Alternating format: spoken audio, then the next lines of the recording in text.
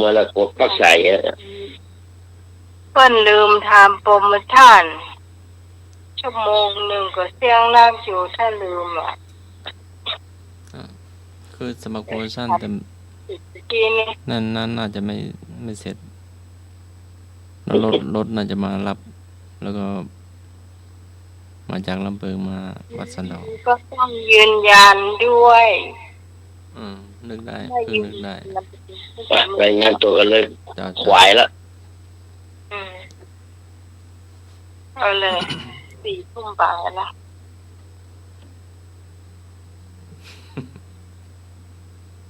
มีมัวจะสมัครรายงานตัวเลยกันมือก็ได้ไม่เหนื่อยหรอกรายงานไปแล้วจะลงมือกันเนาะไม่เหนื่อยอะไรรอกำนึง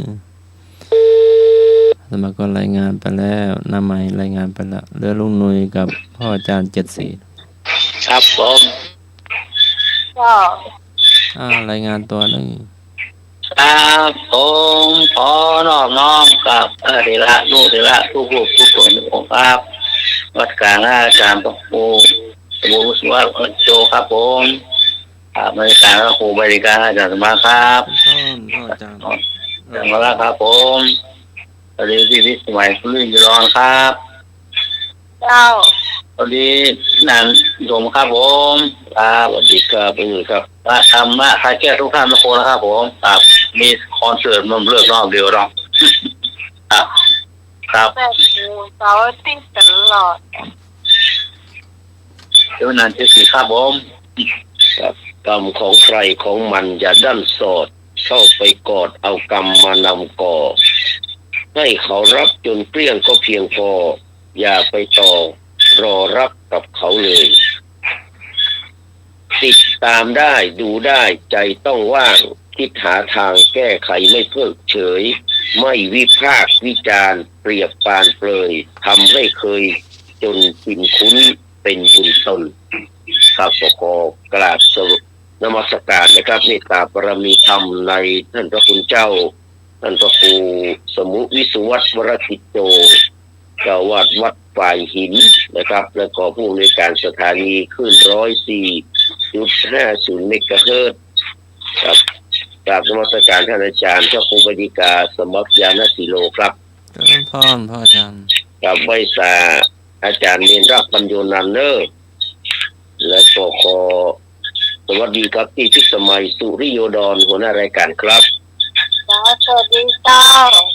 ครับแล้วก็สวัสดีครับลุงนุยสว่างเมฆเนอร์นะครับครับผมนะครับนี่ครับกับพี่น้องที่ฟังรายการนะครับทุกท่านนะครับทั้งที่โทรมาและไม่ได้โทรมาวันนี้ก็เข้ามาเยอะพอสมควรเนอะครับก็เรื่องสภาพ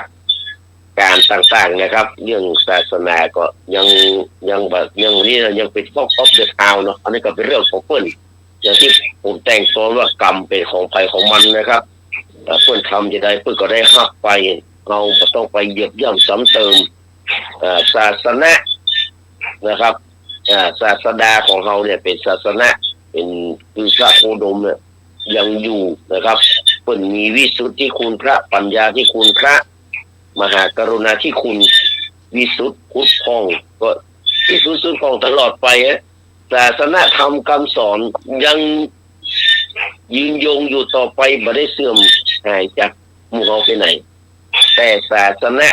บุคคลนะครับพระส่วนหนึ่งคนที่เอาพระนะครับมาว่ามาเล่าพวกนี้ก็ถ้าเป็นสื่อมวลชนก็เป็นสื่อมวลชนที่เลวนะกับที่เอาข่าวทุกเจ้ามาตีข่าวเพื่อที่จะได้รับเรตติ้งเนาะตำนวดที่ไปไล่ยับแพะแล้วก็ไปส่งรูปส่งภาพที่น้องคนนั้นมอบขึ้นไปเอาไปให้สื่อมวลชนเนี่ยนะครับตำรวจก็เลวสื่อมวลชนเอาไปขยายความเอามาลงอย่างคือโครมก็เป็นสื่อที่เลวไร้จรรยาบรรณเช่นเดียวกันเพราะฉะนั้นหมู่เฮาในฐานะที่เป็นพุทธศาสนิกชนนะครับเอาบอกวนประพฤติปฏิบัติแบบนั้น ถือว่าแต่งกรไว้ว่ากรรมไผ่กรรมมันคนใดทำกับคนนั้นก็ฮับไปแล้วเพื่อเป็นกรรมของเพื่อนแล้วเขาจะไปฮับต่อก็แล้วกันนะครับดูได้แต่ใจทำใจให้ว่างทำใจให้เป็นกลางเนาะถ้าสามารถแนะนำว่าควรจะเป็นอย่างนี้ก็ว่ากันไปมันจะได้เกิดประโยชน์หลายสิ่งหลายอย่างเขาไปวิพากษ์วิจารณ์ไปไปร่วมโรงด้วยแล้วสิ่งนอกจากจะได้รับกรรมอีกขึ้นมาเพราะว่าเรื่องเหล่านี้มันจะมีมาตั้งแต่สมัยนี้ครับสมัยพุทธกาลก็มีสมัยหลังพุทธกาลก็มีสมัยพระเจ้าอโศกมหาราชนี่เปิ้นเอาตู้เจ้าซึกไปเป็น60,000 กว่ารูปอ่ะคือส่วนมากจะเป็นไอ้พวกที่เป็นนักบวชแต่ที่อยู่เป็นเดรัจฉีอ่ะนอกศาสนาแล้วเข้ามาบวชเข้ามาบวชนะครับแล้วก็สอนคำสอนของตัวเก่าเพื่อหวังราบสักการะแต่ไม่ได้สอนคำสอนของพุทธเจ้าจนกระทั่งพระเจ้าอโศกมหาราชซึ่งเป็นผู้ที่เลื่อมใสในพระศาสนาในพุทธศาสนาเป็นอย่างมากเนี่ยต้องออกมาจัดการสั่งให้เนี่ยอำมาตย์สั่งให้ข้าราชการออกมาจัดการในบางเชื่อเนี่ยพระภิกษุที่เพิ่นบริสุทธิ์พุทธพองเพิ่นบอกเข้าสังฆกรรมเพิ่นบอกเข้าโบสถ์เพิ่นบอกเข้าร่วมสังฆกรรมกับทุเจ้าที่บดีแค่ในสมัยนั้นเพิ่นว่าทุเจ้าที่บดีนี่มันนักกว่าทุเจ้าที่ดีแต่เมื่อทางด้านทางการบังคับให้ทุเจ้าดีไปร่วมสังฆกรรมไปสวดปฏิโมกข์หรือไปทำอย่างต่างๆนะครับกับคนทุเจ้าที่บดีเนี่ยทุเจ้าที่ดีเพิ่นก็บ่ยอมพอบ่ยอมปุ๊บหมู่อำมาตย์ทั้งหลายข้าราชการทั้งหลายที่ที่บ่เคยห้ามเรียนวินัยบ่เคยมาบวชแค่บวชจุ๋งนะครับแล้วก็อวดลวกไอ้สื่อมวลชนต้องให้นะครับมันบ่มีไม่ได้จะแอนฉายาทุเจ้ายังแอนบ่ถูกเลยนะครับมันก็สมลงเข้าไปสั่งหมู่นั้นก็สั่งฆ่าคนหนูสั่งฆ่าทุเจ้าที่เพิ่นบ่ยอมทุเจ้าดีเพิ่นยอมตายเพราะว่าถือว่ารักษาธรรมเพื่อความถูกต้องสละชีวิตก็ได้นะครับก็เลยทำให้พระเจ้าอโศกมหาราชเดือดร้อนว่าจะถูกเขาไปเนี่ยอย่างนี้สุดท้ายก็เลยไปนิมนต์พระสารีบุตรโมคคัลลีสารีบุตรที่คนละคนกันกับโมคคัลลานะน่ะในสมุทรสาครนะครับเอามาแสดงธรรมว่าถ้าแค่ว่านะครับมหาบพิตรก็ได้มีส่วนเกี่ยวข้องอย่างก็บ้า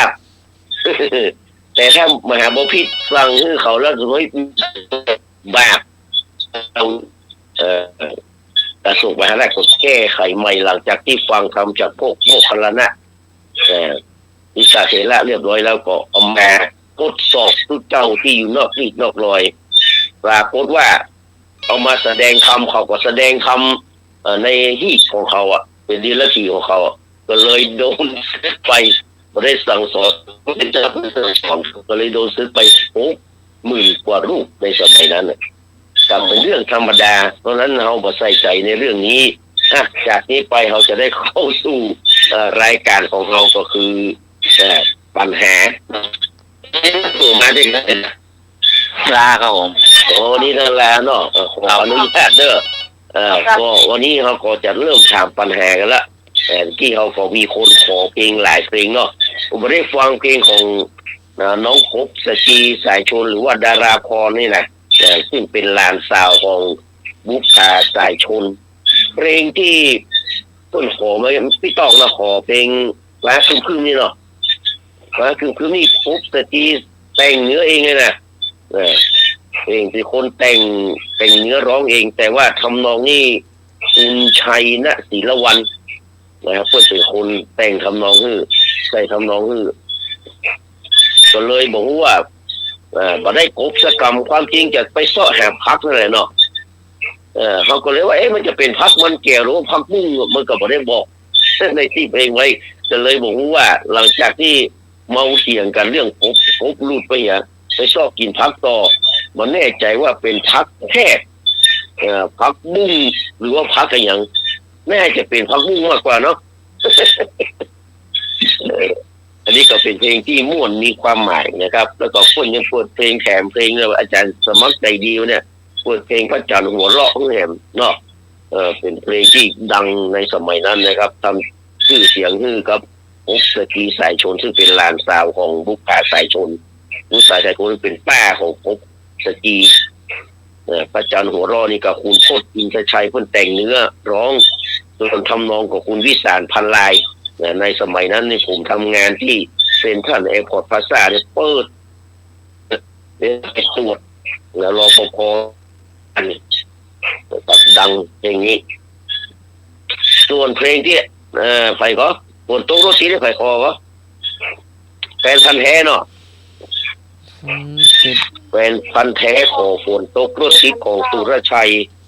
สมบัติเจริญเพลงเนี่ยที่ทำให้สุรชัยโดนยิงเนี่ยเป็นตุ๊กตาครับที่สุรชัยโดนยิงนะมันดังเมื่อปี2523เนี่ยฝนตกรถติดเนี่ยเป็นชุดแรกของสุรชัยสมบัติเจริญที่มาร้องเป็นนักร้องอาชีพนี่นะดังระเบิดเถิดเมื่อปี2523เพลงนี้มันดัดแปลงมาจากเพลงไทยเดิมลาวลำปางเล็กลำปางเล็กดังเมื่อปี2523ต่อมาก็มีเพลงตุ๊กตาใจดำตุ๊กตาเจ้างามดังหงส์นะเป็นเพลงที่ดังแล้วก็โดนยิงกับเพลงนี้แหละโดนรอบยิงเจ้าหนึ่งสุรชัยสมบัติเจริญเดือดร้อนเพลงสายันสัญญาโทรมาแก้ข่าวว่าผมไปนั่งกินข้าวกับพี่สีนวลหมายถึงว่าแม่ของสุรชัยเนี่ยตลอด2 เดือนก็ไปกินเตี้ยงตรงนี้มันมีทางจะไปย้ายให้น้องให้ลูกให้หลานได้ก็มีปัญหากันอย่างอยู่ในสายันสัญญาหมดสมัยนั้นแหละไปเนี่ยอย่างสุริยันบุญยศสุริยันส่องแสงโดนยิงกำแพงของสายันไปเนี่ยของพวกสายันหมดเขาว่าก็กลัวมันรู้ตำแหน่งสายันที่จริงมันใจสักอย่างมันเป็นเรื่องส่วนตัวของเขาเรื่องของคนอื่นตัวสายันก็ห้ามเละไปเลยกันดังไปเลยตัวไปเลยก็นี่เป็นเพลงที่พอมาแล้วก็เป็นเพลงที่ทันสมัยแห่งเพลงหนึ่งก็คือเพลงภาษาไทยวันละคำเนาะเอาแท้ดีเหมือนกันนะมันแสดงว่าเกิดมาเมื่อนั้นเนาะก็เพลงของเพิ่นพรมแดนนี่มันมีมันต่ำกว่า50 ปีเพลงเนี่ยมันต่ำกว่า50 ปีครับ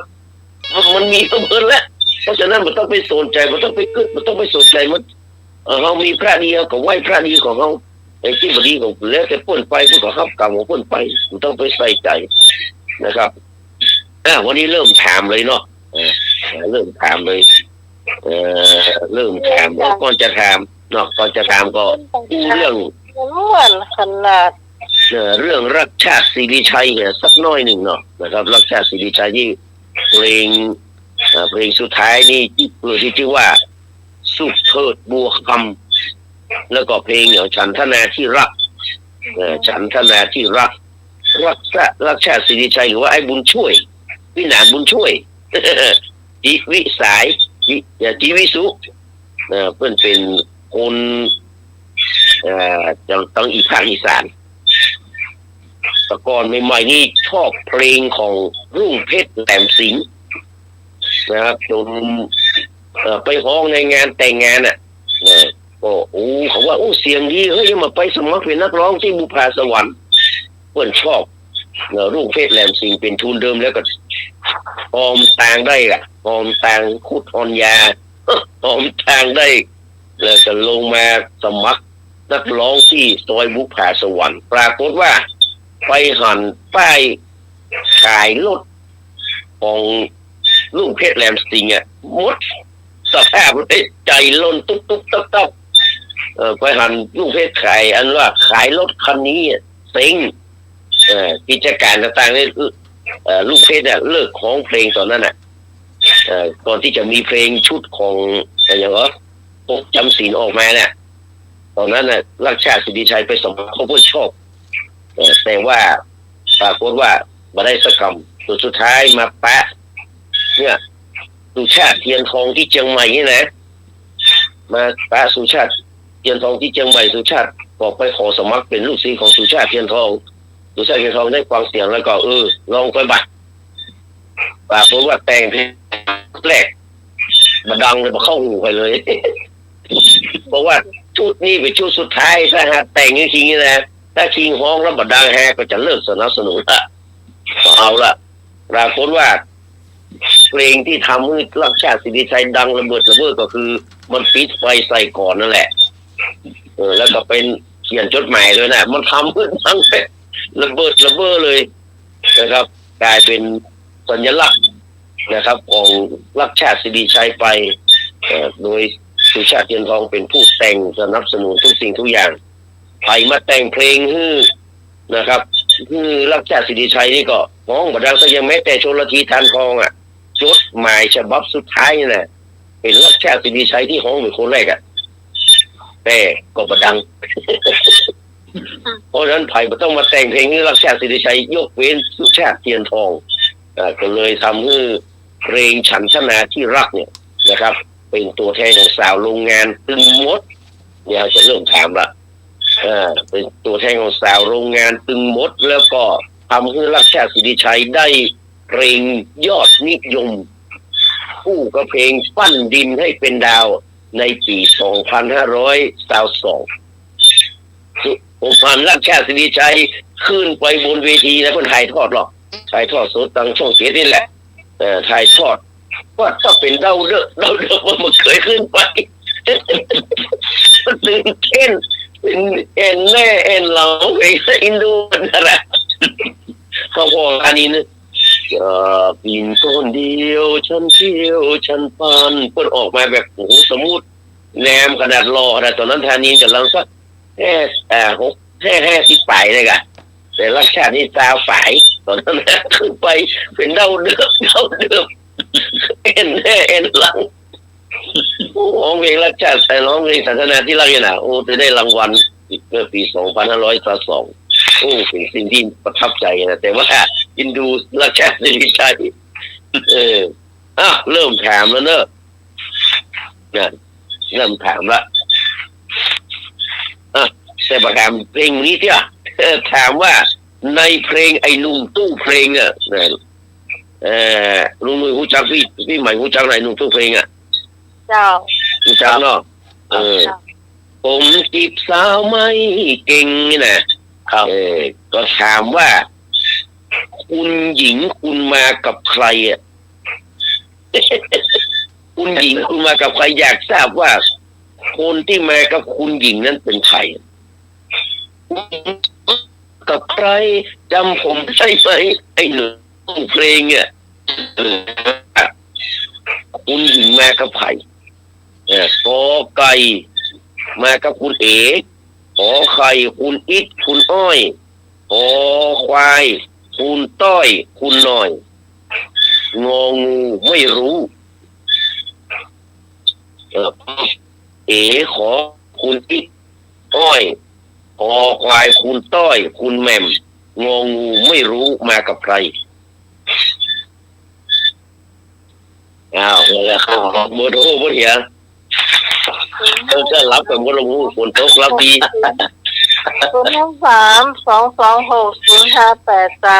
ครับแหละครับคุณนามากับไผ่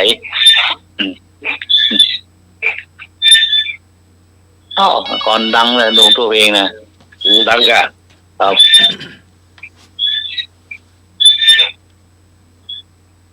ครับผมนมัสการครับเจริญพรคำตอบสุดท้ายคือคุณเอ๋ครับเนาะครับคุณเอ๋ครับนมัสการครับจะตอบคนอื่นก็คุณเอ๋เนาะคุณเอ๋เนาะเป็นคนแท้เนาะแล้วคุณเอ๋วันที่10ลืมนึกเป็นคนแท้มาทำบุญ100 วันที่วัดเลิศแต่จะมีให้ท่อแฮมครับว่าคุณหญิงเพิ่นมากับไผ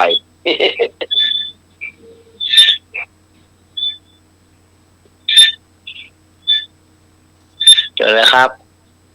ป้าบรรยากาศเย็นๆแล้วเนาะบ้านไผ่โดนน้ำท่วมหมดเลยครับ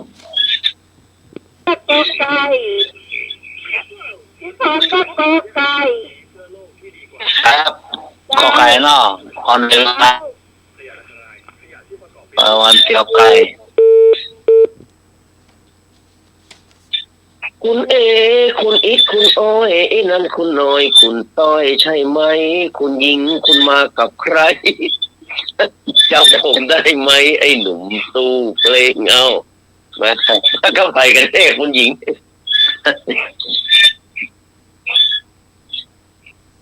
เจอแล้วครับ เวทมากไว้ ปลาเศร้ามาโคปลาสร้างรักปิ้งเลย พี่พรปลาเศร้าต้องซ่องกินลำแล้วมันเดือดแหละแล่เดือดเนื้อ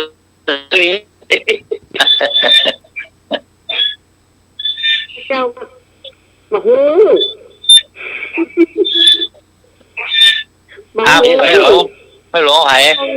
เอาหน่อยบ่มีว่ะ เอาข้อมาฮู้นะเอาข้ององูนะข้อสุดท้าย เงาเนาะหนูไม่รู้เนาะ มันเดิกแล้วใครจะมาแหมอ่ะจะเฉลยแล้วนะมีจะเฉลยแล้วเนอะ ครับ คนที่มาแรกตัวไม่หลงลุงเนอะไปแล้วมันมีเฉลยได้เพลงเลยว่าคุณหญิงคุณมากับใครอ่ะมันกับคนนั้นไม่ได้บอกอ่ะมันแม่แต่มาแต่ว่ามันบอกว่าเป็นใครมันได้บอกมันเลยบอกว่าบอกว่า ปลาบง ไม่ลงพาบุงถูกเนาะ ครับ ต่อเนื่องจากเพลงนี้ว่า มีไหมคนที่ชื่อละคนชื่อตึงมดเนี่ยมีไผ่ยิ้มแล้วมาเป็นขวัญใจให้ไอ้หนุ่มตู้เพลงข้องคนที่ชื่อมาตึงมดเนี่ยมีไผ่ยิ้มแล้วมาเป็นขวัญใจไอ้หนุ่มตู้เพลงข้องว่าใครจะเป็นเนาะคุณตุ๊กคุณแววคุณแดงคุณติ๋มจอจานไม่มีใครเลยเพราะไอ้หนุ่มตู้เพลงมีเมียอยู่แล้วชื่อว่าหนูรัตดา ไปเป็นคนใจและยิ้มเพื่อไอ้หนุ่มตู้เพลงว่างคุณตุ๊กคุณแววคุณแดงคุณติ๋มแล้วก็จอจานไม่มีใครเลยเพราะไอ้หนุ่มตู้เพลงมีเมียอยู่แล้วชื่อว่าหนูรัตดา ครับ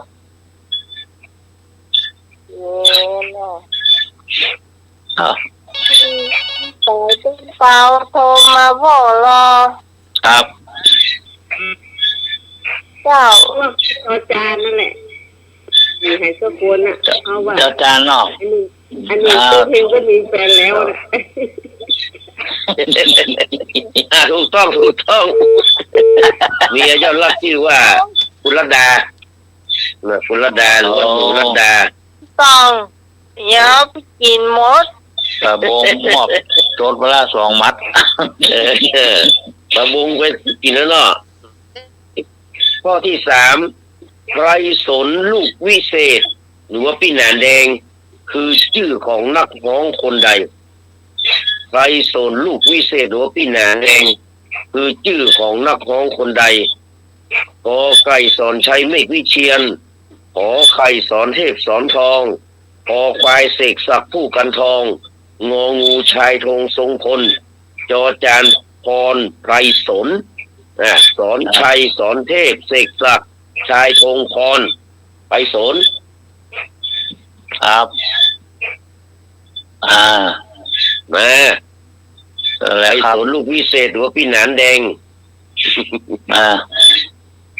เป็นชื่อของนักร้องคนใด เป็นนานแหม พี่หนานแดง ทำแดง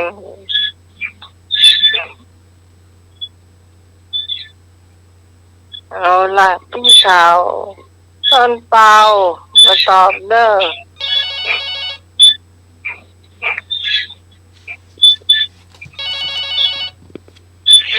ครับผม เจ้าว่าข้อสุดท้ายน่ะพรไพรสนน่ะ ครับพรไพรสนเนาะ เจ้า นี่ใครจะตอบพี่แหนม เจอเลยครับ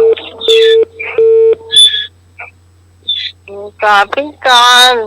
อะไรก็ ปลา ก่อน เศร้าก ระมวลหายแซ่บเลยก่อนกระมวลหมดโทรมาเลยนะ เสียง เองก็บอกว่า เสียงมันก็ดีครับ โอ้เสียงมันดี เจ้า ห้ามโหนก็เลยไม่สบายเจ้า ครับกู้กันทอง ฮะ อะไรก็ เอกสารกู้กันทอง อ๋อเอกยาว กระทอง ก็ อันนี้เองเนาะ เจ้า แล้วแผลมา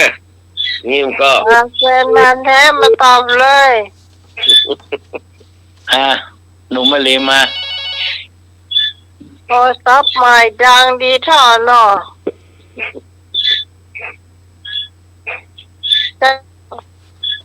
นมัสการครับ คำตอบสุดท้ายคือชายทรงพลครับเนาะครับนมัสการครับ เจ้า ไอ้ทรงพล นี่ให้ถูกว่านี่ถูกจ้ะพี่จะตอบสอนไทยไม่วิเชียนอีกว่า งัดเลยเนาะ ครับ จ้ะ ไอ้พงปักซังไม่ไหนเลยนะมาผมเรียกบอกเพลงอะไรผมอ่ะ อย่างเนอะไอ้พงษ์มันจังว่าไปเอารถตู้ออกไป เฉลยก็คือเสน่ห์จันทองเสน่ห์จันทองก็คือเสกศักดิ์ผู้พันทองหรือว่าพี่หนานแดงเพื่อนเป็น ชอบอะแต่ เพื่อน แก เป็นไอ้เอกลูก เอก เสก เดีย ศักดิ์ เขา ผู้พันทองมีครั้งหนึ่งไปบันทึกเสียงเพลงเนี่ยกับอันขันหมากเศรษฐีเนี่ยจะหลับตาลงไปได้อย่างไรเพราะตามันเจ็บไอ้หนุ่มกรุงเทพเอาไม้ทิ่มตาย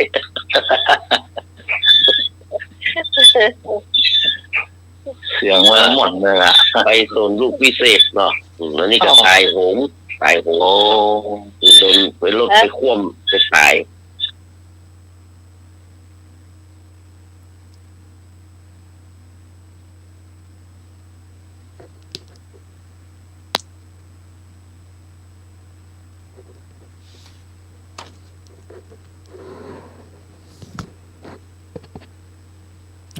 โทรศัพท์ดับไปเนาะ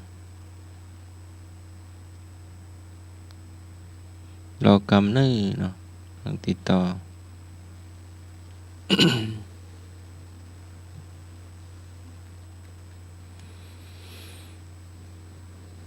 ช่วงนี้ก็เป็นคำถามเนาะคำถามทายปัญหาเพลงเนาะจากพ่ออาจารย์เจ็ดศรีนาพิสมัยลุงหนุยเนาะก็เป็นเพลงสมัยเก่าเนาะสมัยเก่าท่านสมัครคงมาไม่ทันเนาะเกิดไม่ทัน ก็กำเนิดแล้วติดต่อไปเนาะ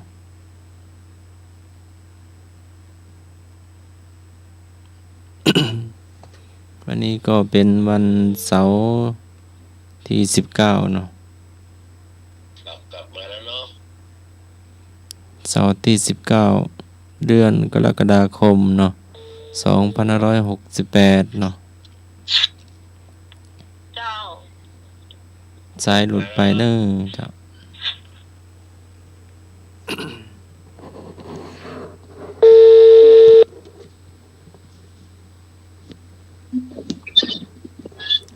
ลงได้เลย ครับผม ออกแล้วเนาะ ได้แล้ว ต่อไปเราเข้ามาถึงคำถาม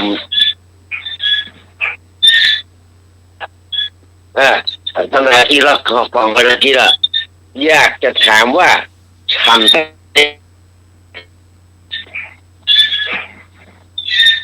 นนาเนี่ยเป็นคนจังหวัดไหน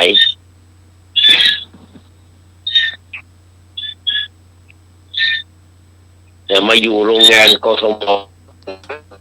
ถามว่าฉันเป็นคนจังหวัดไหน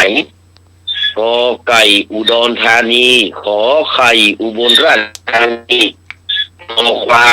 ศรีสะเกษงองูสมุทรปราการนนทบุรี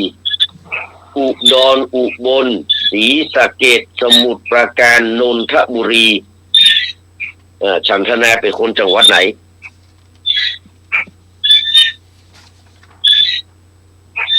ครับผม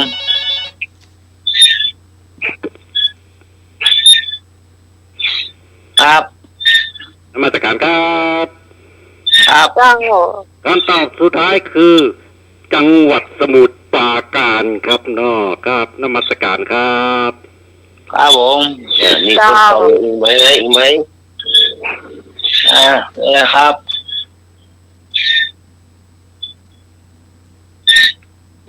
บนอุดร อุบลศรีสะเกษสมุทรปราการนนทบุรี ครับครับผม ศรีสะเกษศรีสะเกษเนาะ นี่เห็นไหม ต่อมา มีที่ตองเจ้ามา อุดรธานี อะ เอาอุดรธานี อันนี้มีใครจะตอบไหม ต่อมาเนาะอาลีมา ต่างอุดร เนี่ยสมศรีลงวัดดักปิ้งล่ะ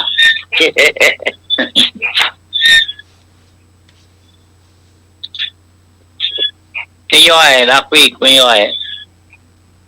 ตามประกาศ บ้านน้ำท่วมบ้านไหนก็ เพราะว่าตอนนั้นมีทำไอ้นองไวคุ้มนั่นน่ะตำนวนนองไวแต่ไม่แต่น่ะ โอ้ ตอนนั้นมันใกล้น้ำหรอก โอ้ ตอบเลยเนาะ ครับ อุดรธานีถูกต้อง ครับ นะจากคำเฉลยแล้วรถด่วนจากอุดรรับเจ้างามงอนเข้ากทมมีแฟนชายไว้ในโรงงานทอปล่อยไอ้รออยู่อุดรอุดรธานีสาวอุดรใจดำอะไรก็เป็นสาวอุดรใจดำสาวอุดรใจดำสาวคนนี้ชื่อว่าฉันทนาบางคนก็ว่าอยู่สมุทรปราการอยู่นี่ครับใจมาจากอุดรธานี ย้อนพี่ตองก่อน พี่เขาพี่ตองเนาะครับต้อง หรือว่าพี่พร พี่ตองตองเนาะ เอามาถึงเพลงของรักชาติสิริชัยที่เปิดไปก่อนหน้านั้นสุขเกิดบัวคำเฮาจากอีสานกันมาฟันฝ่ามาถึงกรุงไกลแต่อยากจะทราบว่านะครับอยู่จังหวัดไหนเนี่ยบัวคำเนี่ยกูขึงเนี่ยบัวคำเนี่ยอยู่จังหวัดไหนกอไก่มหาสารคามขอไข่หนองบัวลำพูพอควายขอนแก่นงองูอำนาจเจริญมหาสารคามหนองบัวลำพูขอนแก่นอำนาจเจริญบัวคำอยู่จังหวัดไหนถึงมันเป็นมาด้วยกันหรอแต่บัวคำนี่จังหวัดไหนมาบัวคำเนี่ยมันเองชื่อจังใหม่ได้แล้วเนาะ บัวคำยังไงก็มีตะกุนก็มี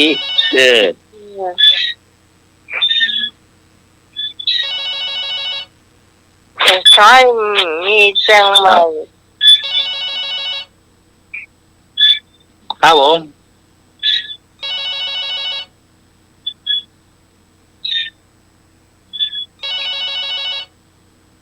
โอ้ โชเฟอร์เป็นอะไรอ่ะ เจ้า ครับผม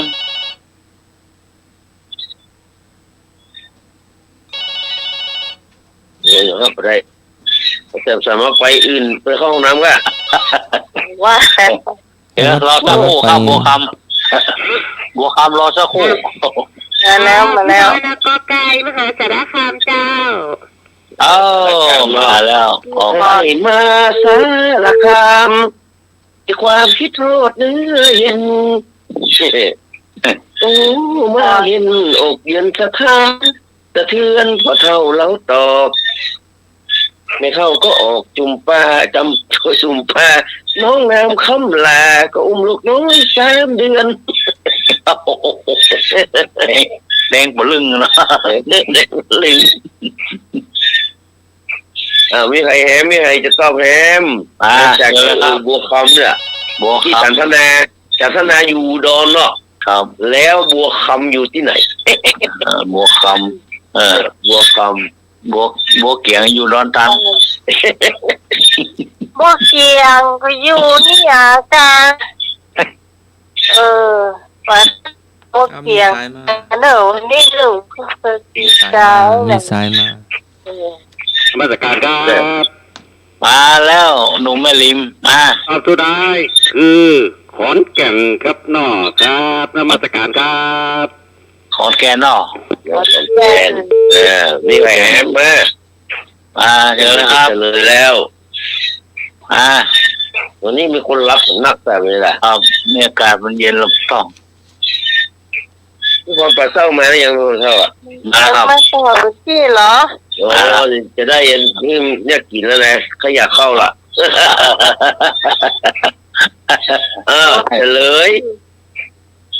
เฉลยมีคนตอบถูกนะครับ แฟนพันธุ์แท้ตอบถูกขอนแก่น โอ้ เนี่ยเกี่ยงก็เพลงเกี่ยวว่าเป็นสุขเถิดน้อดวงบัวคำชื่นช่ำเถิดน้อดวงใจไอ้ลาจรย้อนอีสานบ้านไผ่ขออวยพรให้สุขเถิดบัวคำบ้านไผ่ก็คืออำเภอบ้านไผ่จังหวัดขอนแก่น บัวคำอยู่จังหวัดขอนแก่นเนาะครับสันทนาอยู่จังหวัดอุดรเอาเห็นข้อสุดท้ายพอละอย่างนี้พี่พรนี่จะกินละ เอาปัญหาอย่างตะคืนก็ได้เนาะเมืองอ่ะเป็นนกก็ดี เดี๋ยวก็เนี่ยอย่าซ่อแหกกำแพงดีเนาะเอานี่วันสุดท้ายละวันนี้สมมติว่าเหตุการณ์ของวงการสงฆ์ที่เกิดขึ้นในประเดี๋ยวนี้นะเพลงใดที่เหมาะสมกับเหตุการณ์ได้ตรงตัวอันนี้มันมีพิษมีทุกเรื่องถ้าตอบข้อใดก็ขอแสดงความคิดเห็นมาโดยเหตุการณ์เนี่ยวงการสงฆ์ในที่เกิดขึ้นนี่นะผมว่าเปิ้นดีเปิ้นบ่ดีผมว่านะแต่ว่าแต่ที่เขารู้เนี่ยเพลงใดที่เหมาะสมกับเหตุการณ์สรุปเหตุการณ์ได้ตรงตัวถ้าตอบคนใดก็ขอแสดงความคิดเห็นในเรื่องทองอินสิ้นหวังไปจุไอ้สิกมาไปทำบุญร่วมชาติงองูเพราะคุณคนเดียวจอจานเพราะเธอหรือเปล่าทองอินสิ้นหวังจุไอ้สิกมาทำบุญร่วมชาติเพราะคุณคนเดียวเพราะเธอหรือเปล่าอาจจะตอบเพลงใดแล้วก็บอกคนนี้มาตัวเนอะเจอแล้วครับ คิดมีทุกเรื่องข้อนี้นะอยากจะแทบแต่จะถามความคิดเห็นอะไรเนี่ยครับมาเลย แรกเจ้า มาตรการครับผมแฟนพันธุ์แท้ครับ เจ้า การตอบสุดท้ายคือเพราะคุณคนเดียวครับเนาะมันดังไปทั่วประเทศเลยครับเนาะไม่ดีเลยครับเนาะครับ เพราะคุณคนเดียวเนาะเพราะมันดังไปทั่วประเทศเนาะเพราะคุณคนเดียวเนาะทั้งหมด13 คนเดือดร้อนเนาะครับคนอื่นจะตอบอย่างนี้มันก็มาข้อนี้มันมีพิษมีทุกเรื่องครับแต่อันนี้ใจตรงกันน้องนะมันมีพิษมีทุกนะแต่ก็แล้วความเห็นอะไรความคิดลุงๆอย่าจูไอ้ซื้อมาแล้วก็อย่างก็อย่าง พ่ออย่างไรกะพ่อเธอคนเดียวนะกะ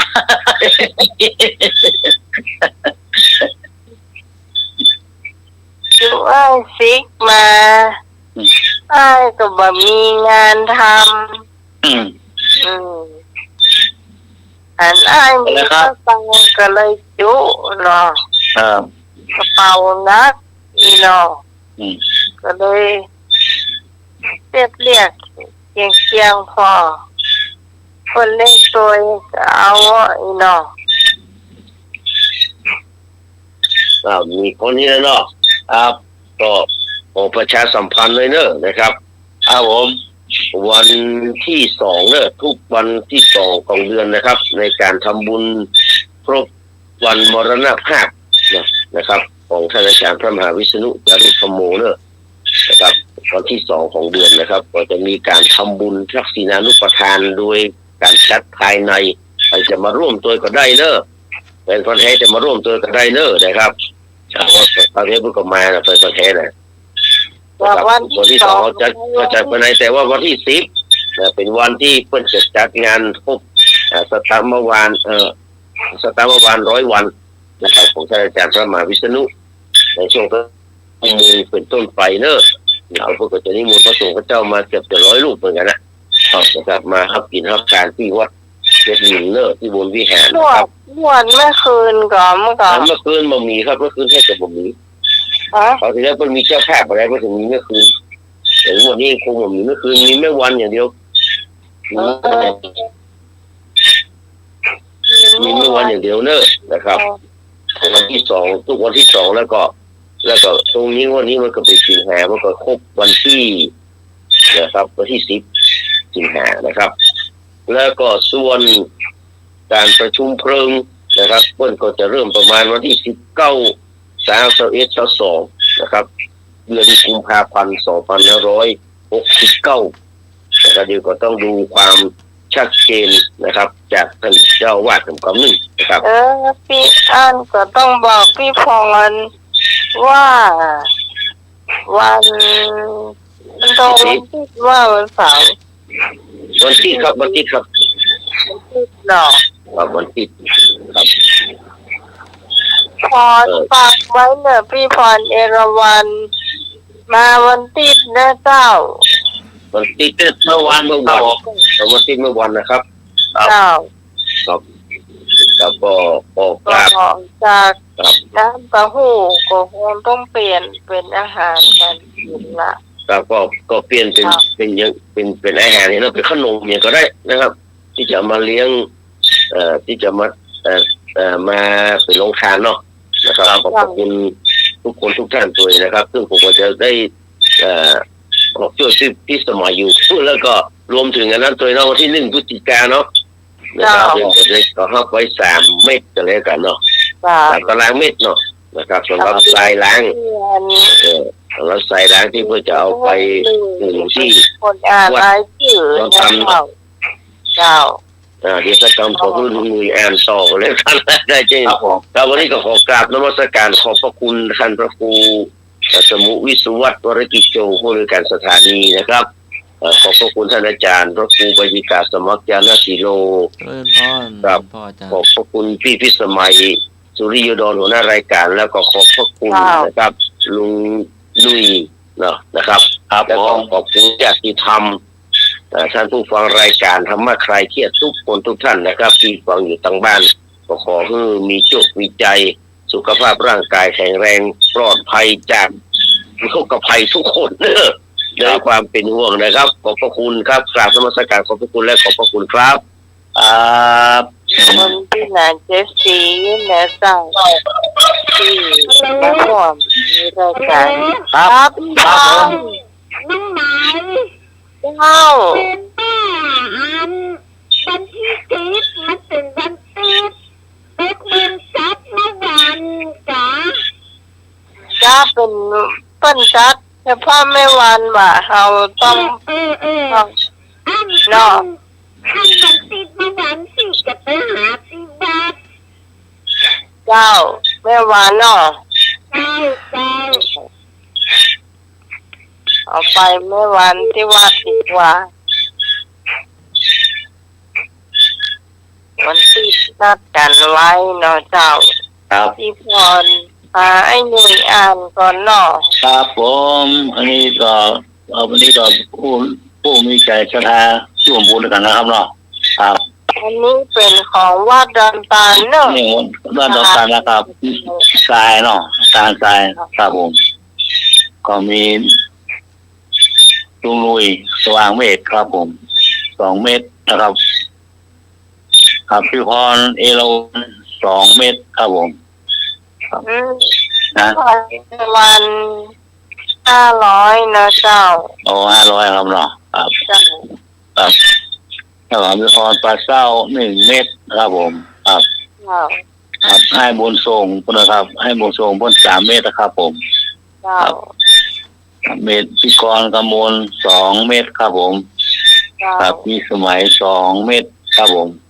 เจ้า ท่านอาจารย์สมัครครูบริการ1 เมตรครับผม เจ้า ครับทุลุงโตวัดไฝ่นะครับ1 เมตรครับผม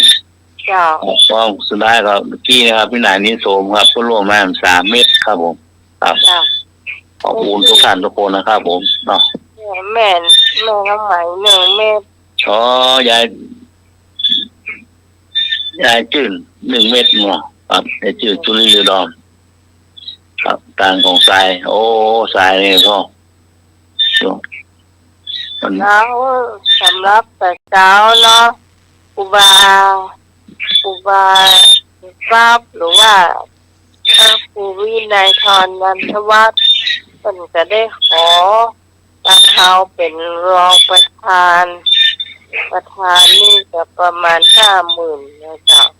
ขอรองประธานนี่ก็ต้องละ10,000ขึ้นประมาณนั้น อันนี้ก็สบายใจได้นะเจ้าตอนนี้ลูกหลานสาวหับเรียบร้อยนะเจ้า ตุ เจ้าน้องกวาง นี่เรื่องกวางนะ น้องกวางเหมือนเดิมที่ ครับ เคยไปวัดป่าหินแล้วแกก็อู้สวยว่าต้องเอาของมาให้ได้ เจริญเนอะต้องเอาของมาให้ได้เลยเนาะ กล้องไฟ ถ้าไม่ได้ก็ต้องบอกล่วงหน้าเพราะว่าจะได้ไปซ่อที่อื่น กล้องไฟอินนะ แบบนี้ ครับ เออ เพื่อนลำด้วยกัน นานดอน มองกองฟ้าแล้วโอ้คนใส่กันบ้านอ้อ อืม ก็ล่อกันว่ากันล่อกันหัวม่วน นี่เขาก็ต้องบอกด้วยว่าอาจารย์พอฐานีนะเจ้าจะมานำขบวนนะเจ้า แต่ก็หอมนะครับร่วมบุญด้วยกันการทรายนะครับผมวัดดอนตาลเนาะ เจ้า ครับ ผ่านได้นะเจ้า ครับ เจ้าก็ไม่จะได้เจ้าแล้วแต่นะ ถ้า เจ้า ได้กันครับประจำเป็นถ้าประจำเป็นต้อง เลยนะเจ้า ได้เจอกำลังเอาครับผมอะไรก็ได้ครับ เจ้าตั้งแต่ จำเป็นต้องเป็นเม็ดก็ได้ข้อมูลมาด้วยกันทำบุญด้วยกันครับ อันนี้เปลี่ยนไปแล้วนี่ก็รู้สึกว่าเจ้า โอ้ เปิ่นวัดเรียบร้อยกันหมดนี่ก็170 เมตรมาถึงหน้าวิหารเลยเนาะ ใจอ่ะโนดักโนโคนก่อนแล้วเว้ยไม่ไหวเลยโคนตายลูกน้ำปิงหมดอ่ะคนก็ล็อกก็แก๊กวาดไถวาดมันแล้วนะ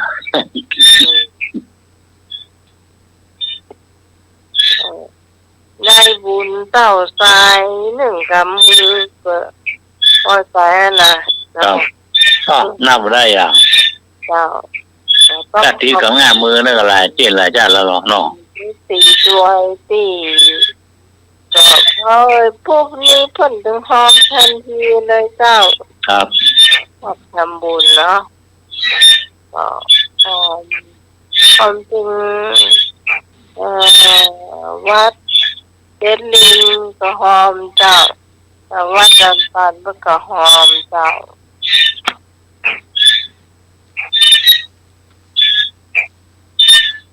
มันแน่เนอะว่าตอนยินดีก็อาจจะต้องได้มาห่วมเพราะว่าเราใช้ในนามธรรมะให้เสียดเลยเจ้า ครับ 104.50วัดวาหินเลยเจ้าธรรมะให้เสียดเลยเจ้าแล้วก็น้องจอยนี่ก็จะเป็นรองประธานนะเจ้า ครับ เอาผู้ตาเขาก็น่าปล่อยเนาะเงินทองก็เสียมอยากจะไปหาที่ไหนลองประทานเนาะ แล้วก็หมัวออกของเงินเท่าแล้วกะเนาะ จ้า เงินเท่ามาไปหน่อยกันไว้เนาะ เจ้าต่างบ้านน้องใหม่นี่กะกับข้าวกระป๋านี่กะตาเลี้ยงนะจ้าเนาะบอกว่าพระเนรมากี่รูปจะภาพเลี้ยงนะเจ้าวันนี้เราไม่ได้ไปนักเสียบางวัดเนอะก่อนจะทำพิธีเขาก็บอกโหมันแล้วแต่ว่าใครไปก่อนหรือว่าใครจะเริ่มกี่โมงเริ่มแต่นี่ก็9 โมงไปในปฏิการอย่างนี้นะว่าคนบางคนนี่เป็นภาพโคมไฟ1 วันเนี่ยไปปฏิการก่อนจะได้ แต่ส่วนแมลงนี่แน่นอนนะมันจึงเป็นคนที่คนชอบกินเหล้ากินเบียร์กันเนี่ยเนาะเอานี่เอาไปแมลงเขาน่าจะไปกินข้าวตองนะเขาก็ไปเนาะถ้าผู้ป้าไปก็กลัวว่ามันจะโวยน้ำไปไปอีกมาอีกเนี่ยฝั่งเกินนายหน่วยเนาะ ครับ เอาฝั่งล้ำไปมันอีกเจ้า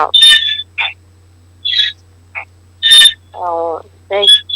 กินข้าวเลี้ยงกันเสร็จเรียบร้อยแล้วก็ไปหน่อยเนี่ย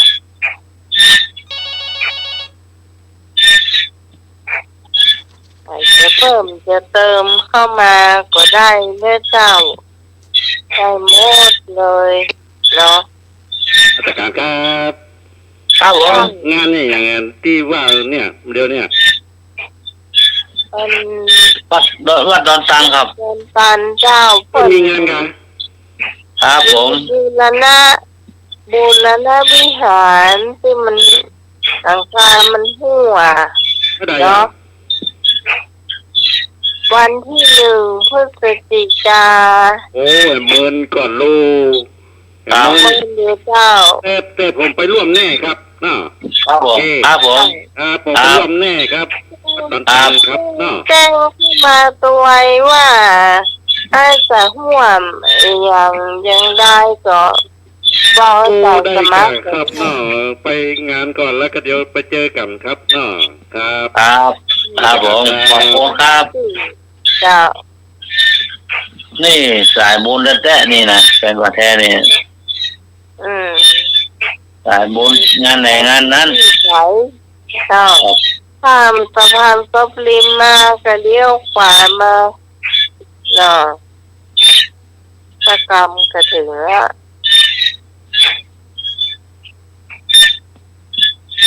บุญนักแล้วก็อย่างแท้เลยโอ้ ก็เราก็ได้ชุมสายครับพระครูวินัยทรนั้นพระวัดแต่เช้าละ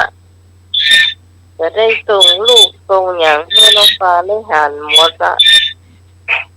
โอ้กันพอเอาพออย่าไปลมนั่นแหละพอตอนก็ไม่ได้กินไงเจ้า3 โมงว่ะเด้อ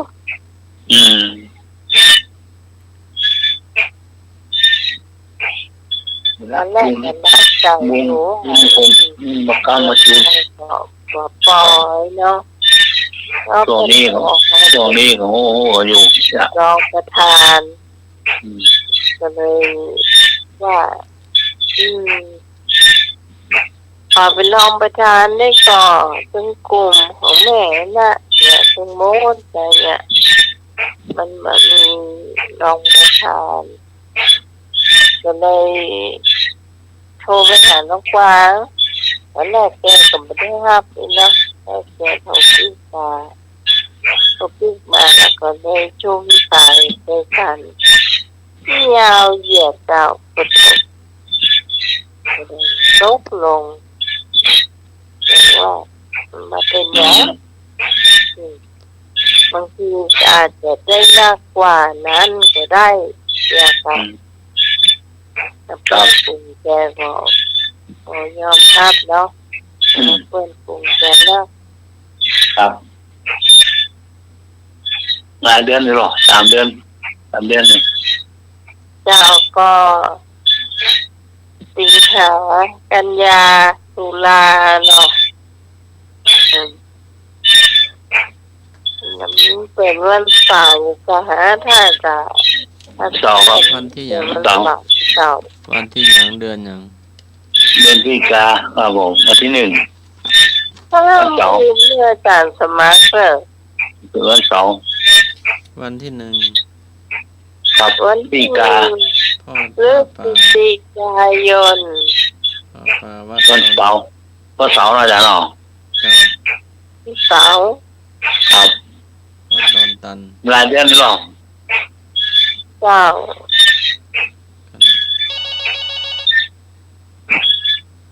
ครับผมครับ มาตรการครับ ครับผม ก่อนจะถึงนั้นวันที่1นั้นผมจะไปคุณผู้ผมไปสืบชะตากับวัดไฟอินก่อนนะครับสมัค อ๋ ร อ ครับ ครับ ครับ ถ้าอาจารย์สมัครก็ได้ เจ้า ถ้าอาจารย์สมัครก็ได้เนอะอาจารย์สมัครก็จะมาสังสวัสดิ์ก็จะมานำขบวนตัวลุงหนุ่มมาเนาะ ฮะ หลวงพ่อโตมาเนาะตัวตะวันมาเนาะ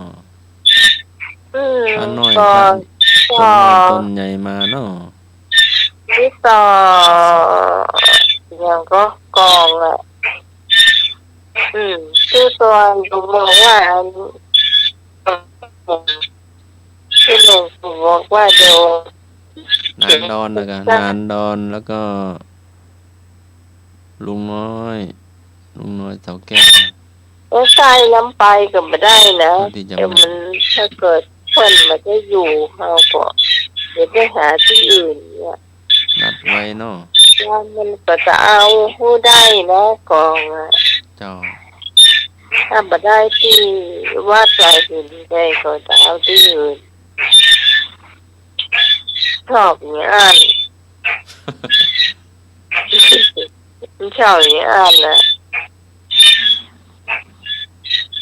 แล้วก็ทางว่าเพิ่นจะถ้าจะเอาเป็นเขาว่าอย่างเดียวจะทำเป็นต้นจองลิงอ่ะที่หายที่อ่ะเอาต้นกล้วยเอาอีหลอกปักได้มันคงดี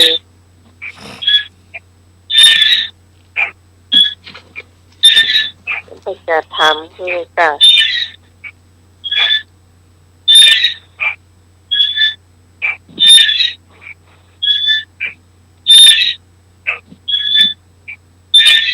คงจะมาหลายยุคข้างนอกครับ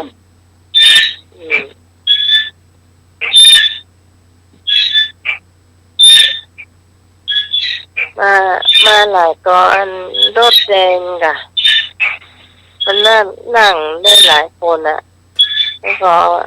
พี่พรก็เดี๋ยวไว้ใกล้ๆกันเนาะพี่พรจะมาไปได้ ก็อยากมาเนาะอันเอราวัณเนาะ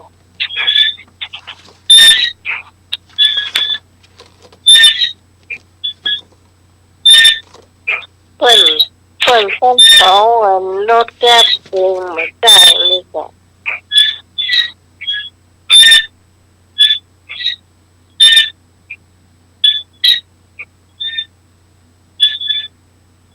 อยากให้ฮับพี่พรมาปะ ครับ เอากระเป๋าเนาะ ต่อเนาะนิทานได้ฟังนะครับ คนเราคนย่างก่อน มันไม่ห้าถุงละห้าถุง เจ้ารอกำเนิดเนาะโดยแม่พรอันนี้ก็เป็นช่วงกับข้าว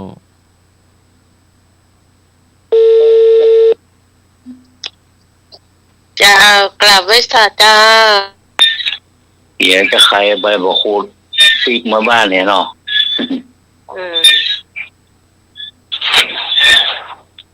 เจ้า ครับผม จ้าวันนี้มาตุนหนูฟักเนาะ ฮะ ตุนฟักไปที่ทรงหมูเจ้า โอ้ลูกยอด วันนี้ ย เรา อด หมด สุดยอด ข้าวเหนียวผสม ยอด จ้า คุณฟักเซฮีโครงหมูเนาะ จ้า ครับ ตุนฟักกับมีส่วนผสมแล้วก็มีซี่โครง เอาเลยครับ จ้าซี่โครงหมูนะจ้ามาซี่โครงหมูเอาอ่อนๆนะเนอะจ้า ครับ จะมีกินจ้ะติดมากเลยทำอาหารเรียมข้าวเจ้าสัก2 ถ้วยเนาะซี่โครงนะ ฮัลโหลพี่พ ครับผม